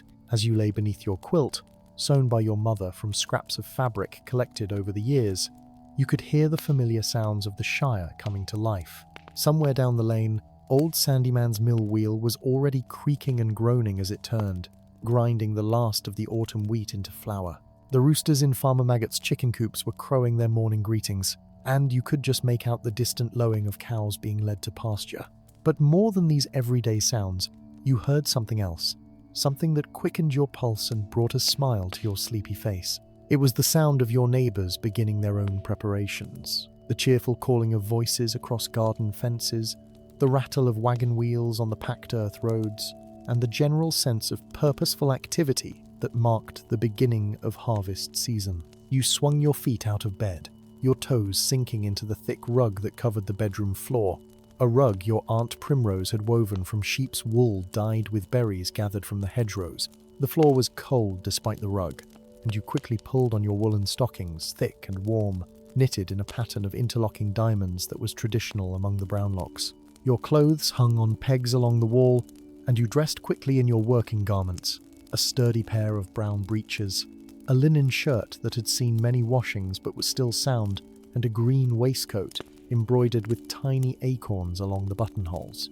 Over this, you pulled a heavy woolen jacket, for the mornings were growing colder now, and the work ahead would take you outside for many hours. As you made your way down the hallway toward the kitchen, your hand trailing along the smooth wood paneling that your grandfather had installed with such care, you passed the family portraits that lined the walls. There was your great-great-grandmother Daisy, looking stern in her Sunday best, and your Uncle Rowan, who had travelled all the way to Bree once and never tired of telling tales about it. These faces seemed to watch you with approval, as if acknowledging that you were carrying on the traditions they had established, preparing for winter just as they had done in their time. The kitchen was the heart of your home, as it was in every proper hobbit dwelling. The great hearth dominated one wall, its stones blackened by generations of cooking fires. And this morning you busied yourself with laying a new fire from the embers that still glowed beneath the ashes. You added kindling first, thin strips of birch bark that caught quickly, then small pieces of split oak, and finally larger logs that would burn steady and hot. As the flames grew, casting dancing shadows across the copper pots that hung from hooks above the mantel, you filled the kettle from the water barrel and set it to boil. While you waited, you opened the shutters that covered the kitchen window, and the pale light of dawn spilled into the room, illuminating the herbs that hung in bunches from the rafters, rosemary and thyme, sage and mint, all dried and ready for winter cooking. Your pantry, a large closet just off the kitchen, was already well stocked, for you had been preparing for winter all through the autumn months. Shelves lined 3 walls, and upon them sat jars of preserves, pickled vegetables, dried mushrooms, smoked bacon, wheels of cheese wrapped in cloth, crocks of butter, and sacks of flour and oats. But there was still much to be done, for a prudent hobbit never assumed that what they had would be enough. Winter in the Shire could be mild or harsh, short or long, and it was better to have too much than too little. Besides, there was a satisfaction in seeing one's stores grow, in knowing that your hard work and careful planning would keep you comfortable when the snow lay thick upon the ground and the north wind howled down from the mountains. After a breakfast of toasted bread with butter and honey, washed down with strong tea, you gathered your tools and set out into the morning. The sun was just beginning to peek over the horizon, painting the sky in shades of rose and amber, and the air was crisp and clean, carrying the scent of wood smoke from 100 hearths. Your garden, which stretched behind your hobbit hole in neat rectangular beds separated by gravel paths, was heavy with the fruits of your labour. Here grew the vegetables that would sustain you through the winter, the carrots and turnips, parsnips and potatoes, all waiting to be harvested and stored away. You began with the carrots, kneeling in the soft earth that still held some warmth from yesterday's sun. Your trowel, its wooden handle worn smooth by years of use, bit into the soil easily, and you loosened the earth around the first carrot before grasping its feathery green tops and pulling gently. It came free with a satisfying sound, a perfect specimen, long and straight and bright orange, with hardly any dirt clinging to its surface. You brushed it clean and set it in your basket before moving on to the next. This was work that required patience and care, for carrots could be stubborn, and if you pulled too hard, the tops would break off, leaving the root buried in the ground. As you worked, your mind wandered pleasantly over the tasks that lay ahead. After the carrots would come the turnips, then the parsnips, and finally the potatoes, which were always left until last, because they kept best in the ground until the first hard frost threatened. Each vegetable had its proper time and method for harvesting, knowledge that had been passed down through generations of Brownlocks, and you took pride in doing things the right way.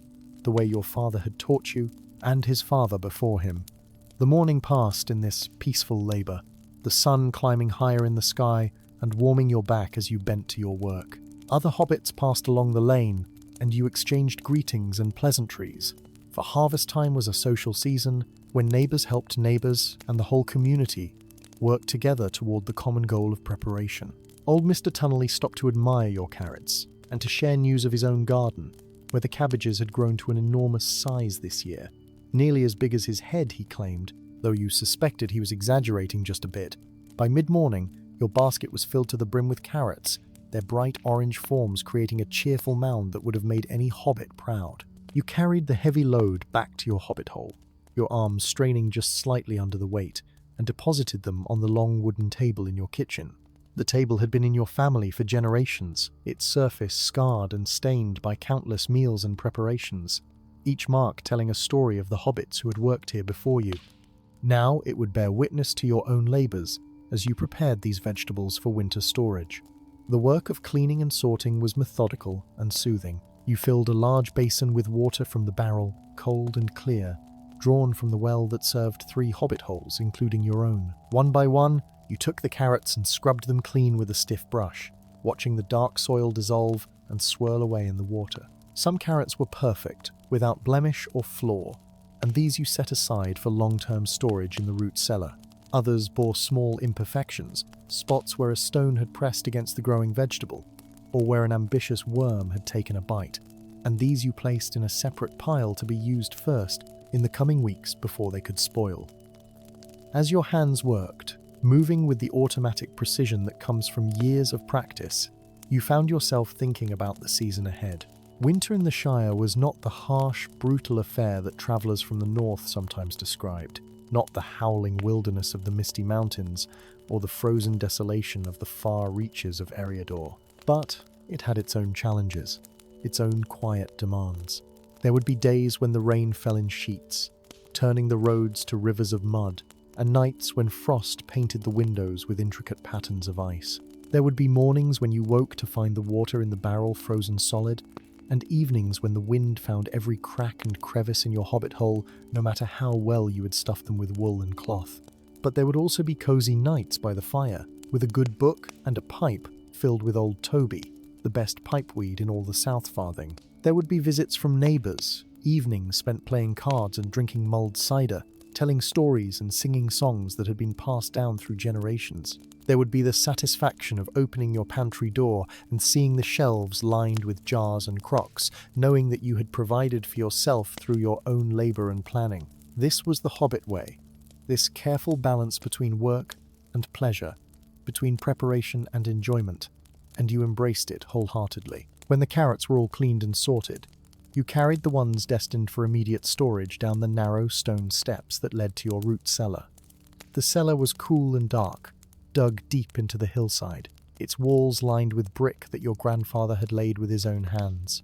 The air smelled of earth and stone, with hints of the onions and apples already stored there. You had prepared bins filled with sand, and now you layered the carrots carefully, placing them so they did not touch one another, covering each layer with more sand. This would keep them fresh and crisp for months, through the darkest days of winter and into the early spring. Returning to the surface, you found that the sun had reached its zenith, and your stomach reminded you that hobbits require regular meals to maintain their strength. You set about preparing your elevenses, slicing thick pieces of bread from the loaf you had baked 2 days ago, spreading them with butter from Farmer Cotton's dairy, and topping them with slices of cheese that had been aging in your cellar since summer. You cut an apple into wedges, its flesh white and crisp, sweet with the concentrated sugars that came from hanging on the tree until the very last moment before harvest. With a mug of ale drawn from the small barrel in your pantry, you sat at your kitchen table and ate, looking out the window at your garden and the work that still awaited you there. The afternoon found you back among the vegetable beds, this time tackling the turnips. These were heartier vegetables than carrots, their purple and white globes pushing up from the earth as if eager to be harvested. You worked with your hands more than your trowel, grasping each turnip firmly and twisting as you pulled, feeling the roots give way beneath the soil. The turnips came free with satisfying pops, and you knocked the loose dirt from their roots before adding them to your basket. Some were small, no bigger than your fist, while others had grown to impressive sizes, as large as your head.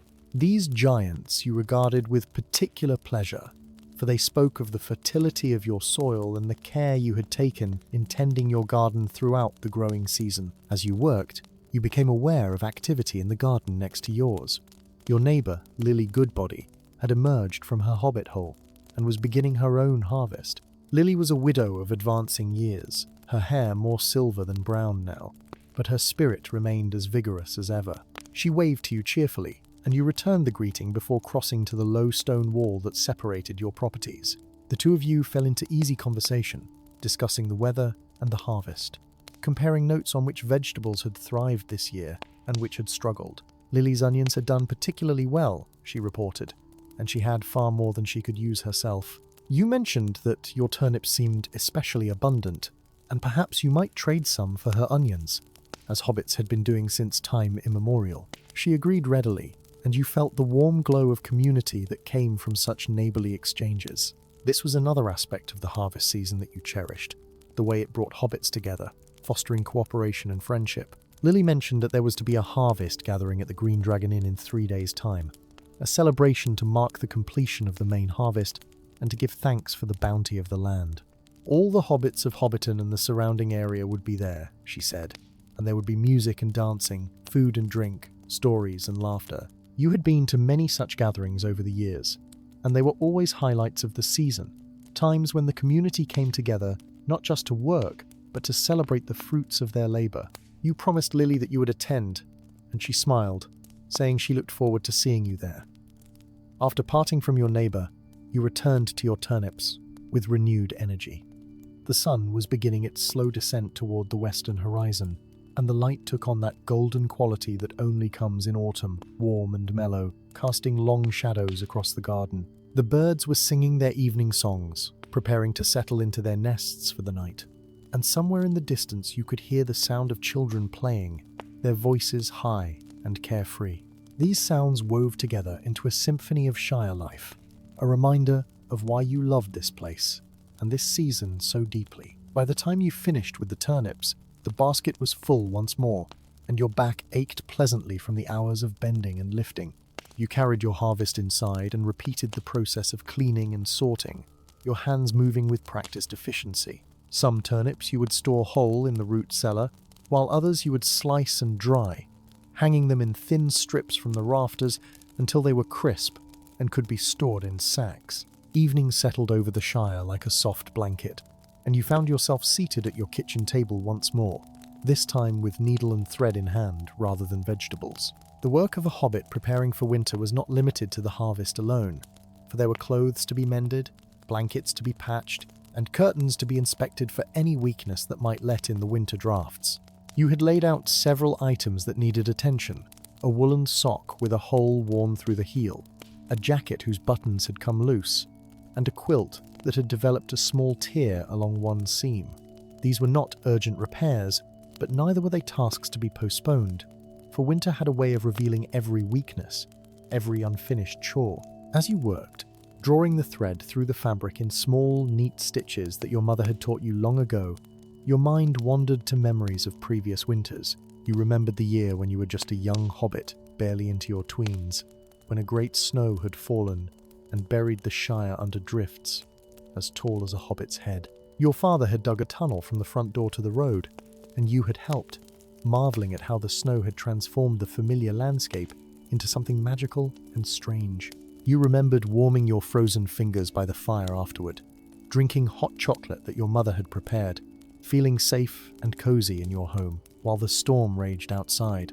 You remembered too the winter when old Grandfather Brownlock had finally passed from this world, peacefully in his sleep during a cold December night. The funeral had been held on a day when the ground was frozen hard as iron, and it had taken 4 strong hobbits with picks to break through the earth enough to lay him to rest. But afterward, the whole community had gathered in your family's hobbit hole, sharing food and drink, telling stories about the old hobbit and his long life. That was the hobbit way, to face sorrow together, to support one another through difficult times, and to celebrate the life that had been lived, rather than dwelling only on the loss.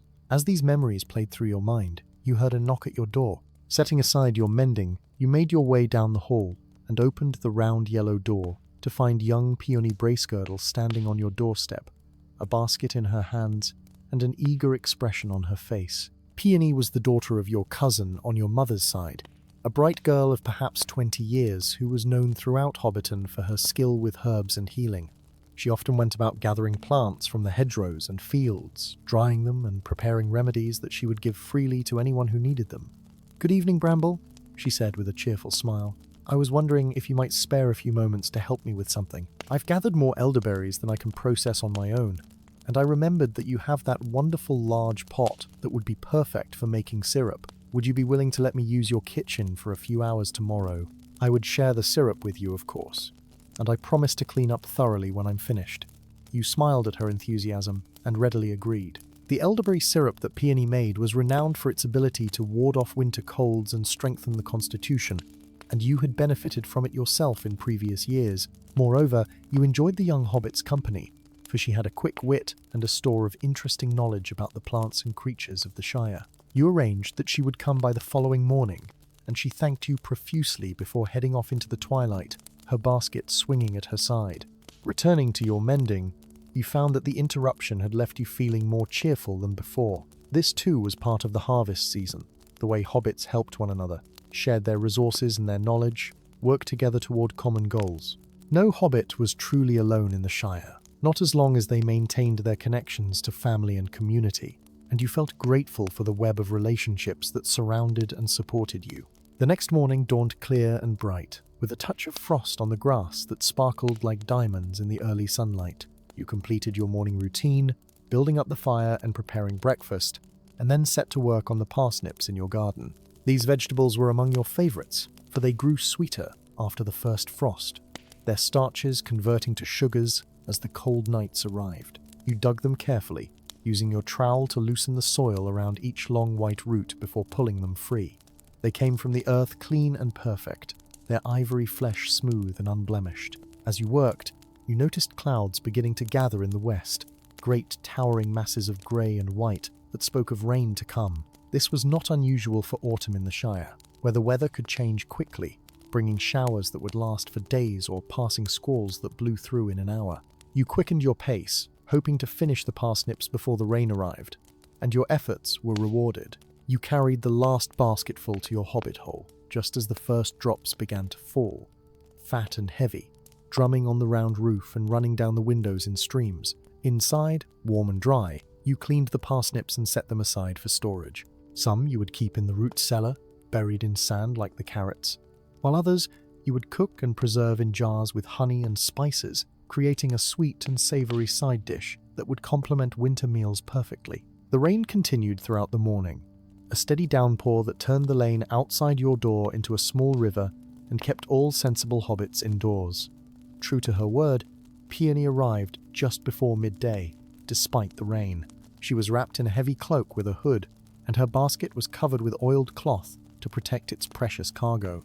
You welcomed her in, taking her wet cloak and hanging it by the fire to dry, and together you set to work on the elderberries. The berries were small and dark, almost black, clustered on their stems like tiny grapes. Peony showed you how to strip them from the stems efficiently, running your fingers down the length of each stalk and letting the berries fall into a large bowl. The process was messy, for the berries released their juice easily, staining your fingers a deep purple that would take days to fade completely.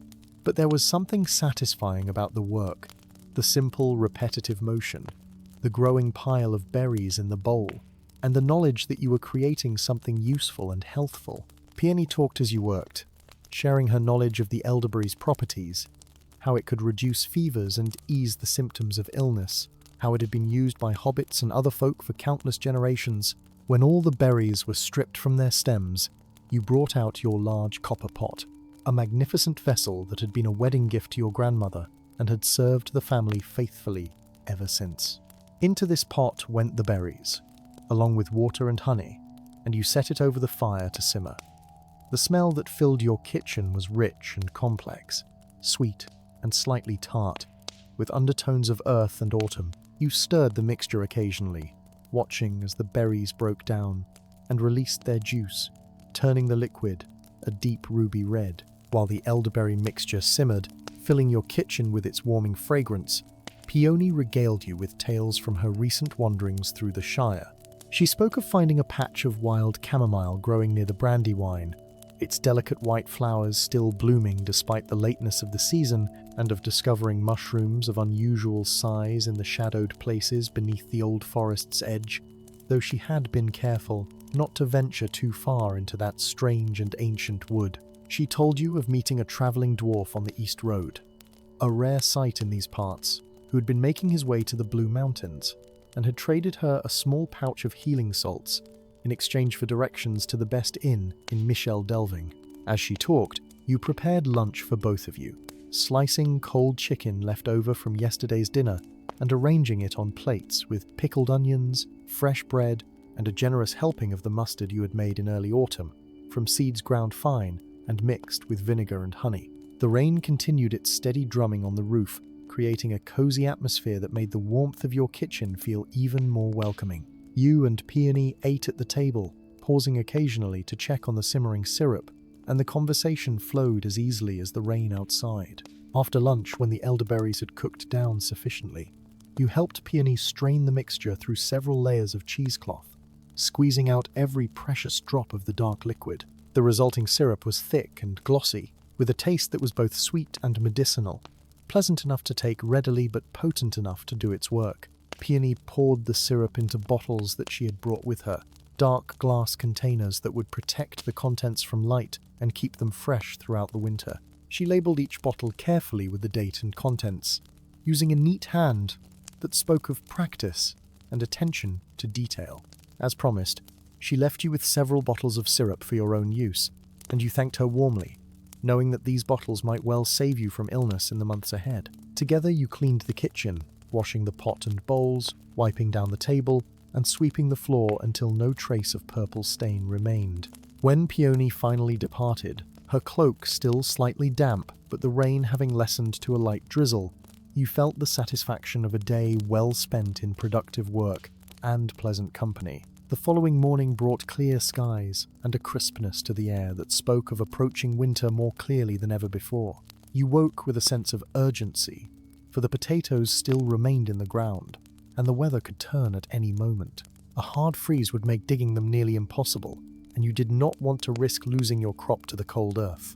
After a hasty breakfast, you gathered your tools and headed to the potato patch, the largest section of your garden, where the plants had long since withered and died back, leaving only brown stalks marking where the tubers lay hidden beneath the soil. Digging potatoes was harder work than harvesting carrots or turnips, for the potatoes grew deeper and required more effort to unearth without damaging them. You worked systematically, starting at one end of the row and moving down its length, driving your spading fork into the earth and carefully lifting each clump of soil. The potatoes tumbled out, some large and others small, their skins varying from pale yellow to deep russet brown depending on the variety you had planted. You had grown several types, the waxy ones that held their shape when boiled and were perfect for salads, the floury ones that mashed beautifully and soaked up butter and cream, and the all-purpose varieties that could be used for anything from roasting to making chips. As you worked, other hobbits passed by, and several stopped to chat or to observe your progress. Old Gaffer Gamgee, who tended the garden at Bag End and was widely acknowledged as one of the finest gardeners in the Shire, paused to offer advice on storing potatoes, recommending that you keep them in complete darkness to prevent them from turning green and bitter. Young Hamfast Gamgee, the gaffer's son, who was learning his father's trade and would one day inherit his position, asked questions about your planting methods and the yields you had achieved. You answered readily, for knowledge was meant to be shared among hobbits, and the success of one garden benefited the whole community by adding to the general store of wisdom. By early afternoon, you had filled numerous baskets with potatoes, far more than you could carry in one trip.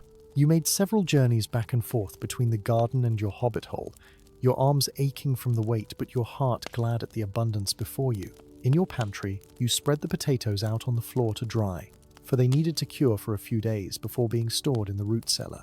Any that showed signs of damage from the spading fork you set aside to be eaten first, before they could spoil, and you made a mental note to prepare a large batch of potato soup in the coming days. As the sun began its descent toward the western hills, you surveyed your garden with a sense of accomplishment. The main harvest was complete, the beds now empty save for a few hardy herbs and the winter greens you had planted for use during the cold months. Kale and chard still grew vigorously, their leaves dark and thick, capable of surviving even a coating of snow. These you would harvest as needed throughout the winter, picking the outer leaves and allowing the plants to continue growing, a continuous source of fresh vegetables when little else was available. That evening, as you sat by your fire with a pipe and a mug of tea, you took stock of what you had accomplished and what remained to be done. The vegetables were harvested and stored, but there were still apples to pick from the 2 trees that grew beside your hobbit hole, and nuts to gather from the forest. There was wood to be split and stacked, enough to keep your fires burning throughout the winter. There were preserves to be made, jams and jellies from the berries you had frozen earlier in the season. There were candles to be dipped, for the nights would be long and dark, and lamp oil to be purchased from the chandler in Hobbiton. But you did not feel overwhelmed by these tasks. Rather, you felt energized by them, for each one represented another step in the ancient dance of preparation, another thread in the web of self-sufficiency that hobbits had woven since the earliest days of the Shire. You thought of your ancestors, all the Brownlocks who had lived in this very hobbit hole, who had tended this same garden, who had faced the same challenges and found the same solution. You were part of a continuity that stretched back through the generations and forward into a future that would see other hobbits, perhaps your own children or grandchildren, carrying on these same traditions. The next day was market day in Hobbiton, and you rose early to prepare for the journey to the town square. Though you had much of what you needed for winter, there were still items to be purchased, things that could not be grown or made at home. You loaded a small handcart with items you intended to trade or sell at the market, surplus vegetables from your harvest that were more than you needed for your own winter stores. You had selected the finest specimens, carrots and turnips that were particularly large and perfect, knowing that they would fetch good prices or make excellent barter material. You also packed several jars of the raspberry jam you had made during the summer, preserves that were highly prized for their bright flavor and perfect consistency. These would serve as currency in the informal economy of the Shire, where hobbits often preferred to trade goods rather than exchange coins. The journey to Hobbiton's market square took you along the familiar lane that wound through the heart of the village, past hobbit holes of every description, from grand establishments with multiple chimneys and brass-fitted doors to modest dwellings barely large enough for a single hobbit. Smoke rose from nearly every chimney, for the morning was cold enough that fires were needed to chase away the chill. You passed the miller's house, where the great wheel turned steadily, and the smithy, where you could hear the ring of hammer on anvil, even at this early hour. The smith, a stout hobbit named Nob Sandyman, was working on something large, and sparks flew from his forge in bright cascades. As you approached the market square, the sounds of commerce grew louder. Voices called out, advertising wares and making deals, and the air was filled with the mingled scents of fresh bread, smoked fish, tanned leather, and the earthy smell of vegetables displayed in great heaps on wooden tables. The market was held every week, rain or shine, and it served as much as a social gathering as a place of trade. Here hobbits from all over Hobbiton and the surrounding farms came to sell their produce, purchase necessities, and exchange news and gossip. You found a spot for your cart near the edge of the square, between a cheese seller and a hobbit woman selling bundles of dried lavender and other herbs. You arranged your vegetables attractively, placing the largest and most perfect specimens at the front, and set out your jars of jam in a neat row. Almost immediately, customers began to approach, examining your offerings with the critical eye that hobbits brought to all matters of food and domestic economy. The first to buy was Widow Rumble, an elderly hobbit known for her enormous appetite despite her small size. She purchased 2 large turnips and a jar of jam, paying with a mixture of copper coins and a promise to bring you some of her famous ginger biscuits later in the week. As the morning progressed, you found yourself engaged in the pleasant rhythm of commerce, weighing vegetables, making change, and engaging in the friendly haggling that was expected at any proper market. A farmer from the North Farthing wanted to trade you a side of bacon for several pounds of carrots, and after some good-natured negotiation, you agreed on terms that satisfied both parties. A young hobbit couple, recently married and setting up their first household, purchased vegetables for their own winter stores, and you gave them extra as a wedding gift, remembering how difficult it had been when you first established your own home. Between customers, you had time to observe the market and its varied offerings. The baker's stall was doing brisk business, selling loaves of bread that were still warm from the oven, their crusts golden and crackling. The fishmonger had fresh trout from the Brandywine, packed in ice and gleaming silver in the morning light. There were stalls selling cloth and thread, needles and buttons, pots and pans, candles and lamp oil.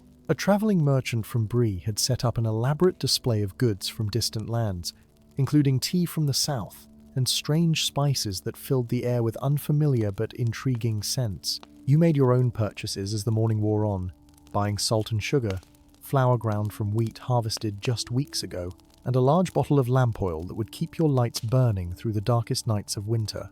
You purchased wool yarn in several colors, planning to spend the winter evenings knitting new stockings and perhaps a scarf. From the traveling merchant, you bought a small packet of tea, a luxury you allowed yourself once a year, and a stick of cinnamon that would flavor your winter baking with its warm, exotic taste. As midday approached, the character of the market began to shift. The serious business of buying and selling gave way to a more social atmosphere, and hobbits gathered in small groups to share news and stories. You learned that the harvest had been good throughout the Shire, with most hobbits reporting yields as large or larger than in previous years. There was talk of a wedding planned for the spring, and speculation about whether Old Master Tunnelly would finally retire from his position as deputy mayor. Someone mentioned that wolves had been spotted in the far northern reaches of the Shire, an unusual occurrence that caused some concern. Though most hobbits dismissed it as nothing to worry about, you found yourself in conversation with several old friends, including Rufus Burrows, who lived on a farm to the east and specialized in raising sheep. Rufus complained good-naturedly about the difficulty of keeping his flock safe from foxes, and you sympathized, though your own troubles with garden pests seemed minor in comparison.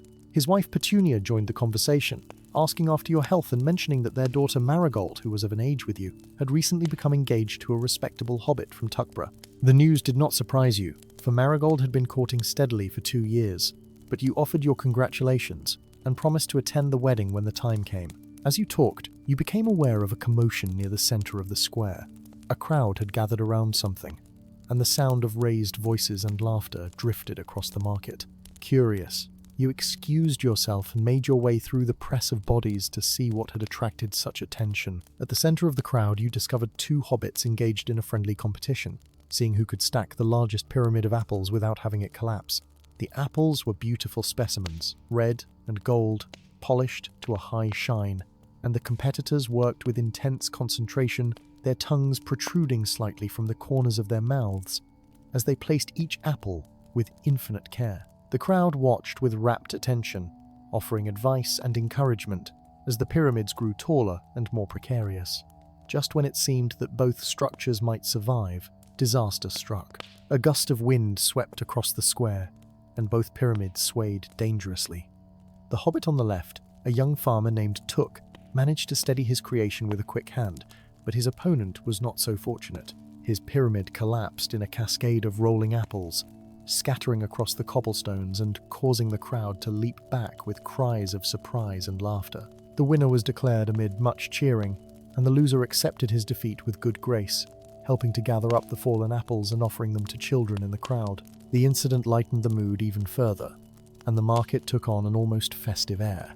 Someone produced a fiddle and began to play, and soon others joined in with penny whistles and drums. A space cleared in the center of the square, and hobbits began to dance, their feet moving in the intricate patterns of traditional Shire dances that had been performed for countless generations. You watched for a while, tapping your foot to the music, before being pulled into the dance by an enthusiastic hobbit lass who would not take no for an answer. You spun and stepped, laughed and clapped, feeling the joy of community and the simple pleasure of movement and music. When the dancing finally ended and you caught your breath, you realized that your cart was nearly empty. You had sold or traded almost everything you had brought to market, and your purse was pleasantly heavy with coins. More importantly, you had strengthened the bonds of friendship and community that tied you to your fellow hobbits. You made your way home from the market in the late afternoon, your cart now filled with purchases rather than produce, feeling the pleasant exhaustion that comes from a day well spent. The sun was lower in the sky now, casting long shadows across the lane, and the air had grown noticeably colder. You could see your breath forming small clouds in front of your face, and you quickened your pace, eager to reach the warmth of your hobbit hole. As you walked, you passed other hobbits returning from the market, and you exchanged tired but satisfied greetings, fellow travelers on the shared journey of preparing for winter. Once home, you unloaded your cart and carried your purchases inside, arranging them in their proper places. The salt and sugar went into ceramic jars on the pantry shelf, the flour into a large bin with a tight-fitting lid to keep out mice and weevils. The lamp oil you poured carefully into your storage vessel, a large glass bottle with a narrow neck that prevented spills. The wool yarn you placed in your sewing basket, already imagining the warm stockings you would knit during the long winter evenings. The tea and cinnamon you stored in small tins, treasures to be parceled out slowly over the coming months. After putting everything away, you built up the fire and prepared your supper. A hearty meal of potato soup made with some of the damaged potatoes from your harvest, thick with chunks of vegetables and flavored with herbs from your garden. You ate slowly, savoring each spoonful, and followed it with a slice of apple pie that you had baked the previous day. Its crust flaky and golden, its filling sweet and spiced with just a hint of the cinnamon you had purchased that morning. As you ate, you reflected on the day and the progress you had made in your preparations. The main harvest was complete, your stores were growing, and you had strengthened your connections to the community that sustained you. The following days fell into a productive rhythm. Each morning you rose with the sun and spent the early hours working on tasks that required daylight and physical effort. You gathered apples from your 2 trees, climbing a sturdy wooden ladder to reach the fruit that hung highest on the branches. The apples were a mixture of varieties, some sweet and crisp for eating fresh, others more tart and suitable for cooking or pressing into cider. You sorted them carefully, setting aside any that showed signs of bruising or insect damage, for these needed to be used immediately before they could spoil. The perfect apples you wrapped individually in scraps of newspaper and laid in wooden crates in your root cellar, where they would keep for months, growing sweeter as their starches converted to sugar. The cooking apples you peeled and sliced, spreading them on drying racks that you had constructed from wooden frames covered with cheesecloth. These racks you placed near the fire, where the gentle heat would slowly remove the moisture from the fruit, transforming it into dried apple rings that could be stored in sacks and reconstituted with water when needed for pies or sauce. In the afternoons, you worked on indoor tasks, projects that required patience and attention to detail rather than physical strength. You made candles, melting beeswax that you had purchased from a beekeeper in the South Farthing and pouring it into molds around cotton wicks. The process was delicate, requiring you to keep the wax at exactly the right temperature, not so hot that it would smoke and discolor, but not so cool that it would solidify before filling the mold completely.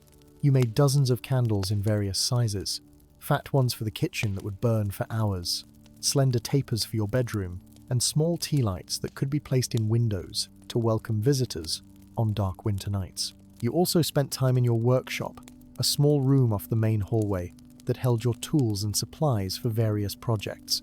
Here you repaired tools that had been damaged during the harvest season, replacing the handle on your favorite trowel and sharpening the blade of your spading fork. You oiled the hinges on your doors and windows, ensuring they would continue to open and close smoothly despite the dampness of winter. You checked the thatching on your roof, replacing any straw that had become thin or damaged, and you inspected the drainage ditches around your hobbit hole, clearing them of debris so that winter rains would flow away from your home rather than seeping into the walls. One morning, you decided to venture into the nearby woods to gather nuts, for the hazel and chestnut trees had produced abundantly this year. You packed a lunch of bread and cheese, filled a flask with cider, and set out with several large sacks slung over your shoulder. The walk to the woods took you through the outlying farms of Hobbiton, past fields where the last of the grain had been harvested, and cattle grazed on the stubble. The farmers waved as you passed, and you stopped briefly to chat with several, discussing the weather and the prospects for winter. The woods themselves were beautiful in their autumn splendor, the trees dressed in shades of gold and crimson, russet and bronze. The ground was carpeted with fallen leaves that crunched satisfyingly beneath your feet, and the air smelled of earth and decay, the rich scent of the forest in transition. You knew these woods well, having played here as a child and gathered nuts here every autumn of your adult life. You knew where the best hazel bushes grew, hidden in a small clearing near a stream, and where the ancient chestnut trees stood, their branches heavy with spiny hulls that protected the glossy nuts within. You worked methodically, gathering nuts and placing them in your sacks. The hazelnuts were small and required patience to collect, but they were sweet and rich, perfect for eating raw or grinding into meal for baking. The chestnuts were larger and more dramatic, and you had to crack open their spiny outer shells to reveal the smooth brown nuts inside.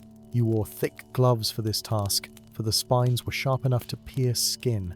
As you worked, you disturbed a family of squirrels who scolded you loudly from a nearby branch, clearly offended that you were gathering nuts they considered their own. You apologized to them cheerfully and made sure to leave plenty for them to collect. By midday, your sacks were full and heavy, and you found a comfortable spot beside the stream to eat your lunch. The water burbled over smooth stones, and a few late butterflies danced in the patches of sunlight that filtered through the canopy. You sat with your back against a tree trunk, eating slowly and watching the play of light and shadow, listening to the sounds of the forest. Birds called to one another in the branches above, and somewhere in the distance you could hear the drumming of a woodpecker, its rapid tattoo echoing through the trees. As you sat there, peaceful and content, you thought about the cycle of the seasons and your place within it. In spring, you would plant seeds in the earth, trusting that they would grow. In summer, you would tend your garden, watering and weeding, watching the plants mature. In autumn, you would harvest what you had grown and prepare for the lean months ahead. And in winter, you would rest, living off your stores, mending and planning, waiting for the wheel to turn again and bring the return of spring. This cycle was as old as the Shire itself, and it connected you to every hobbit who had ever lived, every generation that had worked the land and survived through their own labor and planning. When you finally gathered your things and prepared to leave the woods, you felt a deep sense of gratitude for the abundance around you, for the trees that provided nuts and the earth that yielded vegetables, for the community of hobbits who supported one another, and for the simple, ordered life that the Shire offered to those who embraced its rhythms and traditions. The evening of the harvest gathering at the Green Dragon arrived with a sky painted in brilliant shades of orange and pink, the sunset promising fair weather for the celebration. You had spent the afternoon preparing for the event, bathing in the large copper tub that you filled with hot water heated over the fire, and dressing in your finest clothes. These were garments you reserved for special occasions. A waistcoat of deep burgundy velvet with brass buttons polished to a high shine, breeches of soft brown corduroy, and a shirt of cream-coloured linen with delicate embroidery at the collar and cuffs. Over this you wore your best jacket, dark green wool, with leather patches at the elbows, and you completed the ensemble with a silk neckerchief that had belonged to your father. As you walked toward the Green Dragon, you carried with you a covered dish that was your contribution to the communal feast. You had prepared a large casserole of scalloped potatoes, layered with cream and cheese, baked until golden and bubbling. The dish was still warm, wrapped in towels to preserve its heat, and its rich aroma made your mouth water, despite the fact that you had eaten a light supper before leaving home. The walk to the inn took you through the heart of Hobbiton, and you were joined along the way by other hobbits, all dressed in their festival best and carrying their own contributions to the meal. The Green Dragon was ablaze with light, every window glowing warmly, and the sound of music and laughter spilled out into the evening air. The inn was one of the oldest and most respected establishments in Hobbiton, a sprawling building with multiple additions that had been added over the years as the business grew. Its sign, a green dragon breathing golden flames, swung gently in the evening breeze, creaking on its iron bracket. You pushed open the door and stepped into a scene of controlled chaos and joyful abundance. The main room of the inn had been cleared of its usual tables and chairs, which had been moved to line the walls, and in their place long trestle tables had been erected, their surfaces already groaning under the weight of food.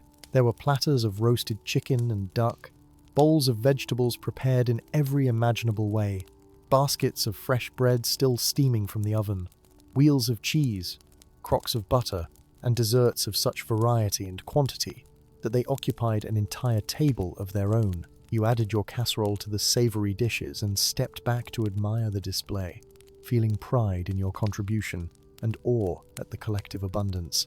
Hobbits filled the room, their voices raised in conversation and greetings, and the air was thick with the mingled scents of food, pipe smoke, and the particular warmth that comes from many bodies gathered in a confined space.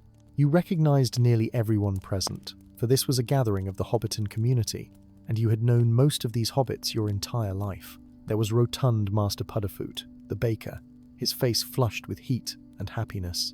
There were the Sandymans, the Miller's family, 4 generations represented from ancient grandfather Sandyman to the youngest great-grandchildren. There was Lily Goodbody, who waved you over to join her group near the fireplace. You made your way through the crowd, stopping frequently to exchange greetings and pleasantries, complimenting wardrobes and inquiring after family members who were absent. When you finally reached Lily, she introduced you to several hobbits you knew less well, farmers from the outlying areas who came to Hobbiton only occasionally. They were friendly folk, eager to talk about their harvests and their preparations for winter, and you found yourself drawn into animated discussions about the best methods for storing root vegetables and whether this winter would be mild or harsh. As the evening progressed, the innkeeper, a jovial hobbit named Holfast Bracegirdle, called for attention and announced that the feast would begin. There was a general movement toward the tables, and hobbits began filling their plates with generous helpings of everything that appealed to them. The rule at such gatherings was simple: take what you wanted but waste nothing, and hobbits observed this rule scrupulously, for waste was considered one of the greatest sins in Shire society. You filled your own plate, selecting samples of dishes you had not made yourself, eager to taste the cooking of your neighbours, and to discover new recipes that you might attempt in your own kitchen. The food was excellent, as you had known it would be. Each dish represented hours of careful preparation and the cook's best efforts, for no hobbit would dare bring anything less than their finest work to such a gathering. You tasted a pie, filled with mushrooms and leeks, seasoned with herbs you could not quite identify, but which complemented the earthy flavours perfectly. You sampled a salad of winter greens dressed with oil and vinegar, crisp and refreshing. You tried 3 different types of bread, each with its own character and texture, and you made mental notes about techniques you might want to try yourself. As you ate, you found yourself seated at a table with a diverse group of hobbits. To your left was old Gaffer Gamgee, who held forth on the proper cultivation of potatoes with the authority of one who had spent a lifetime mastering his craft. To your right was young Primrose Took, barely into her tweens, who listened to the gaffer with rapt attention, clearly hoping to learn from his vast experience. Across from you sat a hobbit couple from Tuckborough, whom you knew only slightly, and next to them was Rufus Burrows, your friend from the market, who was engaged in an animated debate with another farmer about the merits of different sheep breeds. The conversation flowed as freely as the ale and cider that the innkeeper kept bringing from his cellars, and you found yourself laughing more than you had in weeks. Hobbits told stories, some true and some embellished for effect, and the tales ranged from funny to poignant to mildly scandalous. Someone recounted the story of the time that 3 young hobbits had attempted to borrow old Farmer Maggot's boat without permission, and had ended up stranded on a small island in the middle of the Brandywine River. Another told of a winter so harsh that the river had frozen solid enough to walk across, and enterprising hobbits had set up a market on the ice itself. When the main course had been thoroughly enjoyed and plates were being cleared away, the desserts were brought forth. You helped yourself to a slice of apple tart, its crust crisp and buttery, its filling sweet with just enough tartness to balance the sugar. You also took a small piece of honey cake, dense and moist, studded with nuts and dried fruits. These you ate slowly, savouring every bite, washing them down with small sips of a sweet dessert wine that someone had brought from their private stores.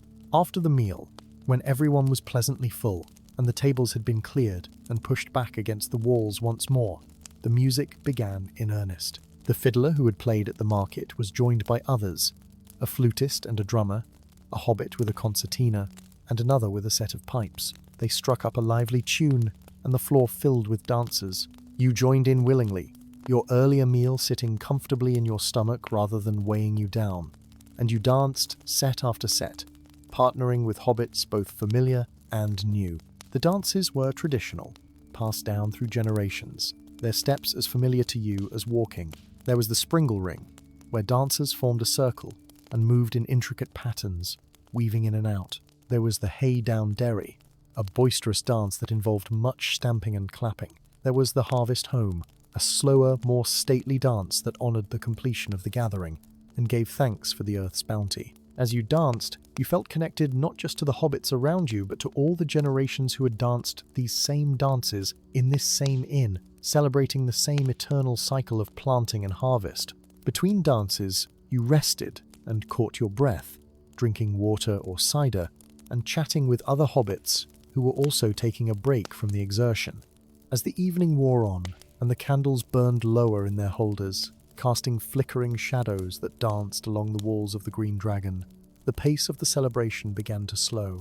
The musicians played softer tunes now, ballads and love songs, rather than the vigorous dance melodies that had filled the earlier hours. Hobbits gathered in small groups, some seated at the tables that lined the walls, others standing near the fire with pipes in hand, sending up clouds of fragrant smoke that mingled with the warmth rising from the hearth.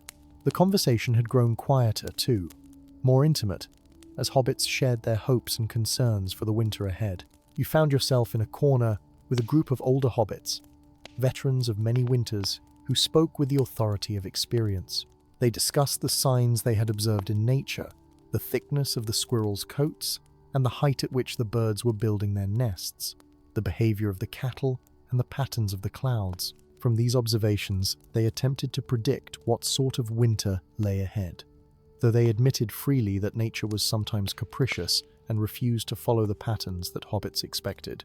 Still, the consensus seemed to be that this winter would be neither especially harsh nor unusually mild, but rather a typical Shire winter, with its mixture of rain and occasional snow, cold nights, and slightly warmer days. One of the oldest hobbits present, a wizened fellow named Holman Cotton who claimed to remember winters from 70 years past, told a story about a winter so cold that ale had frozen in its barrels and had to be chipped out with chisels. He described how hobbits had skated on frozen ponds, and how icicles as thick as a hobbit's arm had hung from the eaves of every building. The younger hobbits listened with wide eyes, half believing and half skeptical, for Holman was known to embellish his tales for dramatic effect. But even if the details were exaggerated, the core truth remained. Winters could be unpredictable, and wise hobbits prepared for the worst while hoping for the best. As midnight approached, hobbits began to take their leave, gathering their empty dishes and wrapping themselves in cloaks and scarves against the night air. You joined the exodus, retrieving your casserole dish, which had been scraped clean, a compliment to your cooking that filled you with quiet satisfaction. You said your farewells to the innkeeper and to the friends you had made or renewed acquaintance with during the evening, promising to visit and to help one another as needed during the winter months. The walk home was peaceful, the lane lit by a waning moon that cast silver light across the landscape. Other hobbits walked the same path, their voices carrying softly through the night air, sharing final observations about the gathering and making plans for future meetings. The air was cold and clean, and your breath formed small clouds that dissipated quickly in the breeze. Above, the stars wheeled in their eternal patterns, the same stars that had looked down on countless generations of hobbits, and you felt a sense of continuity and belonging that warmed you more effectively than any cloak. When you reached your hobbit hole and pushed open the yellow door, stepping into the familiar darkness of your home, you felt the satisfaction of a day well spent and an evening thoroughly enjoyed. You lit a candle and made your way through the rooms, banking the fire in the hearth so it would last through the night, checking that windows were secure and doors were locked. In your bedroom, you changed into your night clothes and slipped between the sheets of your bed, the quilts heavy and warm, and you fell asleep almost immediately, your dreams filled with music and laughter and the smiling faces of your fellow hobbits. The next morning brought a change in the weather that confirmed the predictions of the old-timers from the previous evening. You woke to the sound of rain drumming on your roof, a steady downpour that showed no signs of letting up. The temperature had dropped noticeably, and when you looked out your window, you could see that the rain was mixed with sleet, tiny pellets of ice that bounced when they hit the ground. This was the first real winter weather of the season, and it signaled that the time for outdoor work was rapidly coming to an end. You spent the day indoors, grateful for the shelter of your solid hobbit hole, and you devoted yourself to tasks that required concentration and fine motor control rather than physical strength. You worked on your knitting, creating the stockings you had planned, your needles clicking in a soothing rhythm as the yarn transformed into useful garments. You mended clothes that had developed small tears or loose seams, your stitches neat and almost invisible. You polished your good silver, the spoons and forks that had been wedding gifts to your grandparents, until they gleamed like mirrors. In the afternoon, you turned your attention to preserving, making use of some of the berries you had frozen earlier in the season. You thawed them carefully and cooked them down with sugar, stirring constantly to prevent scorching, until they transformed into thick, glossy jam. The process filled your kitchen with the sweet scent of summer, a reminder that even in the depths of winter, the warmth and abundance of the growing season could be recalled and enjoyed. You poured the jam into clean jars, sealed them with wax, and labeled them carefully before adding them to your growing collection in the pantry. As evening fell and the rain continued its relentless drumming, you prepared a simple supper of soup and bread, eating by the fire while reading from a book you had borrowed from the Hobbiton library. The book was a collection of old tales and legends from the early days of the Shire, stories of the founding families and their adventures in settling this land. You had read it before, but the stories bore rereading, and you found comfort in the familiar narratives, the reminder that your own life was part of a larger tapestry that stretched back through time. The following days brought more rain and increasingly cold temperatures, and you settled into the rhythm of indoor work, checking off tasks from your mental list of winter preparations. You reorganized your pantry, taking inventory of everything you had stored and calculating whether it would be sufficient for the months ahead. Your stores were impressive. Shelves lined with jars of preserves and pickles, sacks of flour and oats, bins of potatoes and other root vegetables, crocks of butter and cheese. You had dried herbs hanging from the rafters, smoked meat wrapped in cloth, dried fruit in sealed containers, and nuts in bags. You had candles and lamp oil, firewood stacked in your woodshed, and coal in the cellar for the coldest days. As you surveyed your preparations, you felt a deep sense of accomplishment and security. Whatever winter might bring, you were ready for it. You had worked hard throughout the growing season and the harvest, and now you would reap the rewards of your labor. This was the Hobbit way, this careful stewardship of resources, this planning and preparation that ensured comfort and survival even in the harshest conditions. One afternoon, as you sat by your fire with your knitting, you heard a knock at your door. Setting aside your work, you answered it to find Peony Bracegirdle standing on your doorstep once again, her cloak soaked with rain and her face pink with cold. She carried a basket covered with oiled cloth, and she smiled apologetically as water dripped from her hood onto your floor. "I hope I'm not disturbing you, Bramble," she said, her voice cheerful despite her bedraggled appearance. "I've been making winter tonics and cordials, and I thought you might like to have some. The elderberry syrup worked so well that I've branched out into other remedies, and I wanted to share them with the friends who helped me." You welcomed her in warmly, taking her wet cloak and hanging it to dry, and you led her to the kitchen where the fire burned bright and warm. She opened her basket to reveal an array of bottles and jars, each labelled in her neat handwriting. There were tonics made from rose hips, rich in the vitality that would ward off winter ailments, and cordials distilled from hawthorn berries that would strengthen the heart and improve circulation during the cold months. There was a salve made from beeswax and calendula flowers, useful for treating chapped skin and minor wounds, and a cough syrup compounded from honey, thyme, and wild cherry bark. Peony explained the properties and uses of each preparation with the enthusiasm of a true herbalist, her knowledge both practical and deep, drawn from years of study and experimentation. You listened with genuine interest, asking questions about dosages and storage, and you selected several items that you thought would be most useful. In exchange, you insisted that Peony take jars of your raspberry jam and some of the dried apple rings you had made, along with a generous helping of the nuts you had gathered from the woods. She protested at first, saying that the remedies were meant as gifts, but you would not hear of it. Among hobbits, generosity was always reciprocated, and the exchange of gifts strengthened the bonds of friendship and community. As you prepared tea for both of you, Peony settled into a chair by the fire and began to tell you about her recent activities. She had been visiting the sick and elderly throughout Hobbiton, bringing them remedies and checking on their welfare.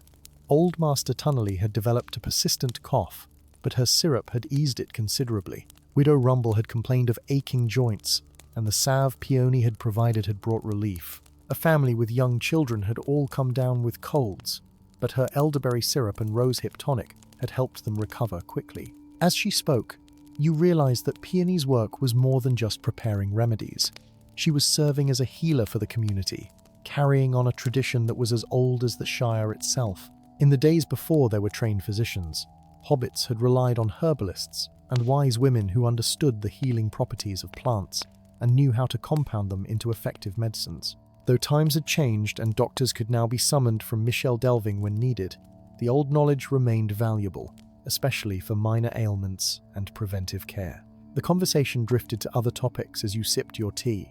Peony mentioned that she was planning to write down her recipes and remedies in a book, creating a permanent record that could be passed down to future generations. She worried that much of the old knowledge was being lost as younger hobbits moved away from traditional practices, and she wanted to preserve it while she still could. You encouraged her in this endeavor, offering to help in any way you might, perhaps by testing recipes or providing illustrations of the plants she described. As the afternoon wore on and the rain finally began to ease, Peony gathered her things and prepared to leave. You walked her to the door and watched as she made her way down the lane, her basket lighter now, but her spirit clearly lifted by the visit and conversation. You returned to your fire with a sense of warmth that had nothing to do with the flames in the hearth. This was what the Shire meant, this web of relationships and mutual support, this sharing of knowledge and resources, this caring for one another through all seasons and circumstances. The next few days brought a brief respite from the rain, and you took advantage of the drier weather to complete the last of your outdoor preparations. You checked the thatch on your roof once more, securing any loose straws and adding extra layers where the covering seemed thin. You cleaned your gutters and downspouts, removing the leaves and debris that had accumulated, ensuring that winter rains would flow away from your hobbit hole rather than pooling near the foundation. You brought the last of your firewood under cover, stacking it neatly in the woodshed, where it would stay dry and ready for use. You also took time to walk through your garden one final time, surveying the beds that had been so productive throughout the growing season. Most were empty now, the soil dark and bare, resting before the next planting season. But a few hardy plants remained, the kale and chard that would provide fresh greens throughout the winter, and some herbs that were evergreen, rosemary and thyme and sage that could be harvested even when snow lay on the ground. You pulled a few weeds that had sprouted despite the cold, more from habit than necessity, and you made mental notes about improvements you might make next spring. Beds that could be relocated or expanded, soil that might benefit from additional compost. As you stood there in your garden, looking out over the landscape of Hobbiton with its scattered hobbit holes and neat fields, its winding lanes and ancient trees, you felt a profound sense of gratitude for the life you lived. It was not a grand or adventurous life, not filled with the drama and excitement that some hobbits craved, but it was a good life, honest and productive, connected to the land and the seasons, woven into the fabric of community. You had work that was meaningful, friends who cared about you, a home that sheltered you, and stores that would sustain you through the winter ahead. What more could any hobbit reasonably want? That evening you lit a fire in your hearth and settled into your favourite chair with your pipe and a book. The tobacco was Old Toby, the finest pipeweed in the South Farthing, smooth and fragrant, and the smoke rose in lazy spirals toward the ceiling. The book was one you had owned for years, a collection of poetry about the seasons and the natural world, verses that captured the essence of life in the Shire. You read slowly, pausing often to contemplate a particularly beautiful phrase or image, and the words seemed to resonate with your own experiences and observations. Outside, the wind had picked up, and you could hear it whistling around the corners of your hobbit hole and rustling through the bare branches of the trees. But inside, all was warm and peaceful, the fire crackling cheerfully, the lamplight casting a golden glow over your comfortable surroundings. This was the reward for all your hard work, this sense of security and contentment, this ability to sit in comfort while the weather did what it would outside. As the evening progressed, you found your thoughts turning to the future, to the winter that lay ahead and the spring that would follow. You imagined the snow falling softly on the Shire, transforming the landscape into a wonderland of white. You imagined yourself spending cozy days by the fire, reading and knitting, cooking hearty meals from your stores. You imagined visits from neighbors and family, evenings of conversation and laughter, the sharing of food and stories that made the long winter nights pass pleasantly. And beyond winter, you imagined spring returning, the snow melting and the first green shoots appearing in your garden. You imagined yourself planting seeds once more, tending the young plants as they grew, watching the cycle begin again. This was the eternal rhythm that governed life in the Shire, this wheel of seasons turning endlessly, and you were content to turn with it, to play your small part in the great pattern. Before retiring to bed, you made one final tour of your hobbit hole, checking that all was secure for the night. You banked the fire carefully, covering the coals with ash so they would burn slowly and still be alive in the morning. You checked the doors and windows, ensuring they were locked and sealed against drafts. You filled the kettle with water and set it near the fire so it would be ready for tea in the morning. You wound the clock that sat on the mantel, listening to its steady tick as it marked the passage of time. In your bedroom, you changed into your nightclothes and slipped between the sheets, the quilts heavy and warm around you. Through your window, you could see stars beginning to appear as the clouds cleared, brilliant points of light in the vast darkness. You watched them for a moment, thinking about all the hobbits who had looked up at these same stars over the centuries, all the generations who had lived and worked and prepared for winter, just as you had done. The first snow arrived 3 days later, just as the old hobbits had predicted. You woke in the early morning darkness to a profound silence, the kind of quiet that only comes when snow has fallen and blanketed the world in white. Before even lighting a candle, you knew what you would find when you looked outside, and when you finally made your way to the kitchen window and pushed open the shutters, your expectations were confirmed. The entire landscape had been transformed overnight, every surface covered in a layer of pristine snow that sparkled in the pale light of dawn. The snow was not deep, perhaps 3 inches, but it was enough to mark the true beginning of winter.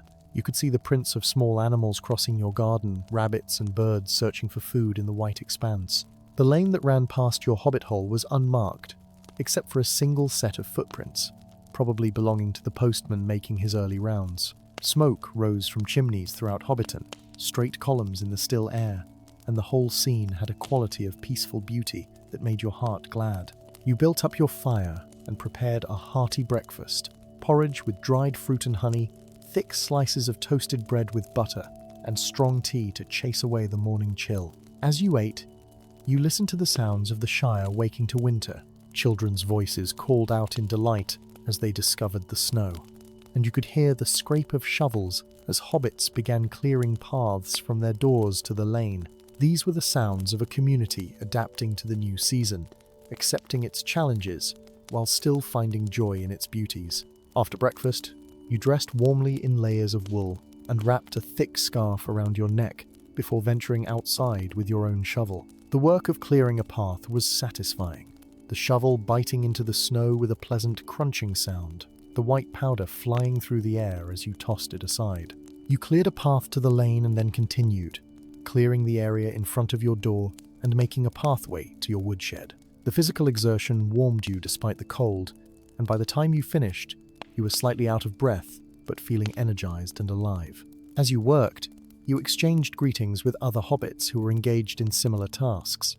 Lily Goodbody waved from her garden, calling out that the snow was beautiful, but would make getting to market more difficult. Young Hamfast Gamgee trudged past with a sack over his shoulder, heading up to Bag End, where he would need to clear considerably more path given the size of that grand hobbit hole. The miller's boy drove past in a wagon, its wheels fitted with chains for better traction in the snow, delivering flour to customers who had placed orders before the weather turned. Returning inside, you spent the rest of the morning attending to indoor tasks. You checked your stores once more, not because you doubted their sufficiency, but because the ritual of inventory had become part of your daily routine. You counted jars and weighed sacks, made notes about what you were using most quickly and what seemed to be lasting well. You discovered that you had more dried beans than you had remembered, a pleasant surprise, and fewer onions than you had thought, though still more than enough for your needs. In the afternoon, you settled by the fire with your knitting, working on the second of the pair of stockings you had begun.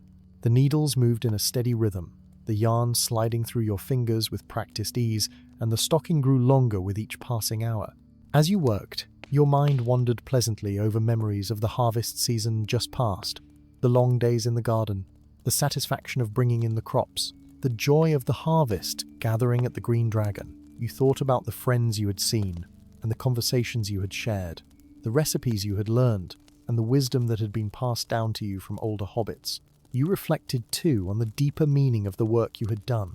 The winter harvest was not merely a practical necessity, not just a matter of gathering food to sustain the body through the cold months. It was also a spiritual practice, a way of connecting with the land and the seasons, of honoring the cycles of nature and your place within them. Every carrot you had pulled from the earth, every jar of preserves you had sealed, every stack of firewood you had split and stored, these were acts of faith in the future, expressions of hope that life would continue, that spring would return, that the wheel of the seasons would keep turning as it always had. This faith was what sustained hobbits through the darkest and coldest days of winter. The knowledge that their ancestors had survived countless winters before them, and that their descendants would survive countless winters after. It was what made the Shire such a stable and enduring place. This commitment to preparation and planning, this willingness to work hard during the times of plenty, so that comfort could be maintained during the times of scarcity. As the light began to fade and evening approached, you set aside your knitting and prepared your supper. You made a stew from vegetables stored in your cellar, carrots and turnips and potatoes, along with a piece of the salted pork you had purchased at market. The stew simmered slowly over the fire, its rich aroma filling your kitchen, and while it cooked, you baked a batch of biscuits, using the recipe your grandmother had taught you, simple but perfect when served hot with butter. You ate at your kitchen table, looking out the window at the snow-covered landscape as the last light drained from the sky. Lamps and candles were being lit in hobbit holes throughout Hobbiton, small points of warm light against the gathering darkness, each one representing a family settled in for the evening, but safe and comfortable in their homes. You felt a deep connection to these unseen neighbours, knowing that they too were drawing on the fruits of their harvest labours, that they too were experiencing the satisfaction of being prepared for whatever winter might bring. After supper, you washed your dishes and tidied your kitchen, then moved to your sitting room where a comfortable chair awaited you near the fire. You had selected a new book from your shelf, a history of the Shire written by a scholarly hobbit from Michel Delving, and you settled in to read. The fire crackled and popped, sending occasional sparks up the chimney, and the lamplight created a golden circle of warmth and safety in the larger darkness of the winter night. As you read, you became aware of the wind rising outside, not a fierce gale but a steady breeze that made the trees sway and caused snow to blow in small drifts against the walls of your hobbit hole. This was the true voice of winter, this wind that would blow throughout the dark months, sometimes soft and sometimes harsh, but always present, always reminding hobbits that nature was powerful and that their comfortable lives existed only because of careful preparation and constant vigilance. But you did not feel afraid or anxious. Your hobbit hole was solid and well maintained. Your stores were ample. Your firewood was dry and plentiful. You had friends and neighbours who would help if help was needed, and you would help them in turn. This was the gift that the harvest season had given you. Not just material comfort, but also peace of mind. The knowledge that you had done everything necessary to ensure your own welfare and to contribute to the welfare of your community. As the evening grew late and you prepared for bed, you took one last look out your window at the winter landscape. The snow glowed faintly in the starlight, and the world seemed peaceful and still, suspended in the quiet beauty of a winter night. Tomorrow would bring new tasks and new challenges. Wood to be brought in and paths to be cleared, meals to be cooked and clothes to be mended. But tonight, all was well. The winter harvest was complete, the preparations were finished, and you were ready for whatever the season might bring. You climbed into bed and pulled the quilts up around you, feeling their familiar weight and warmth. As sleep began to claim you, your last conscious thought was one of gratitude for the land that had provided so generously, for the community that sustained and supported you, and for the simple, ordered life of a hobbit in the Shire, where the rhythms of the seasons gave meaning and purpose to every day. And so you drifted off to sleep, content in the knowledge that you were home, you were safe, and you were ready for winter.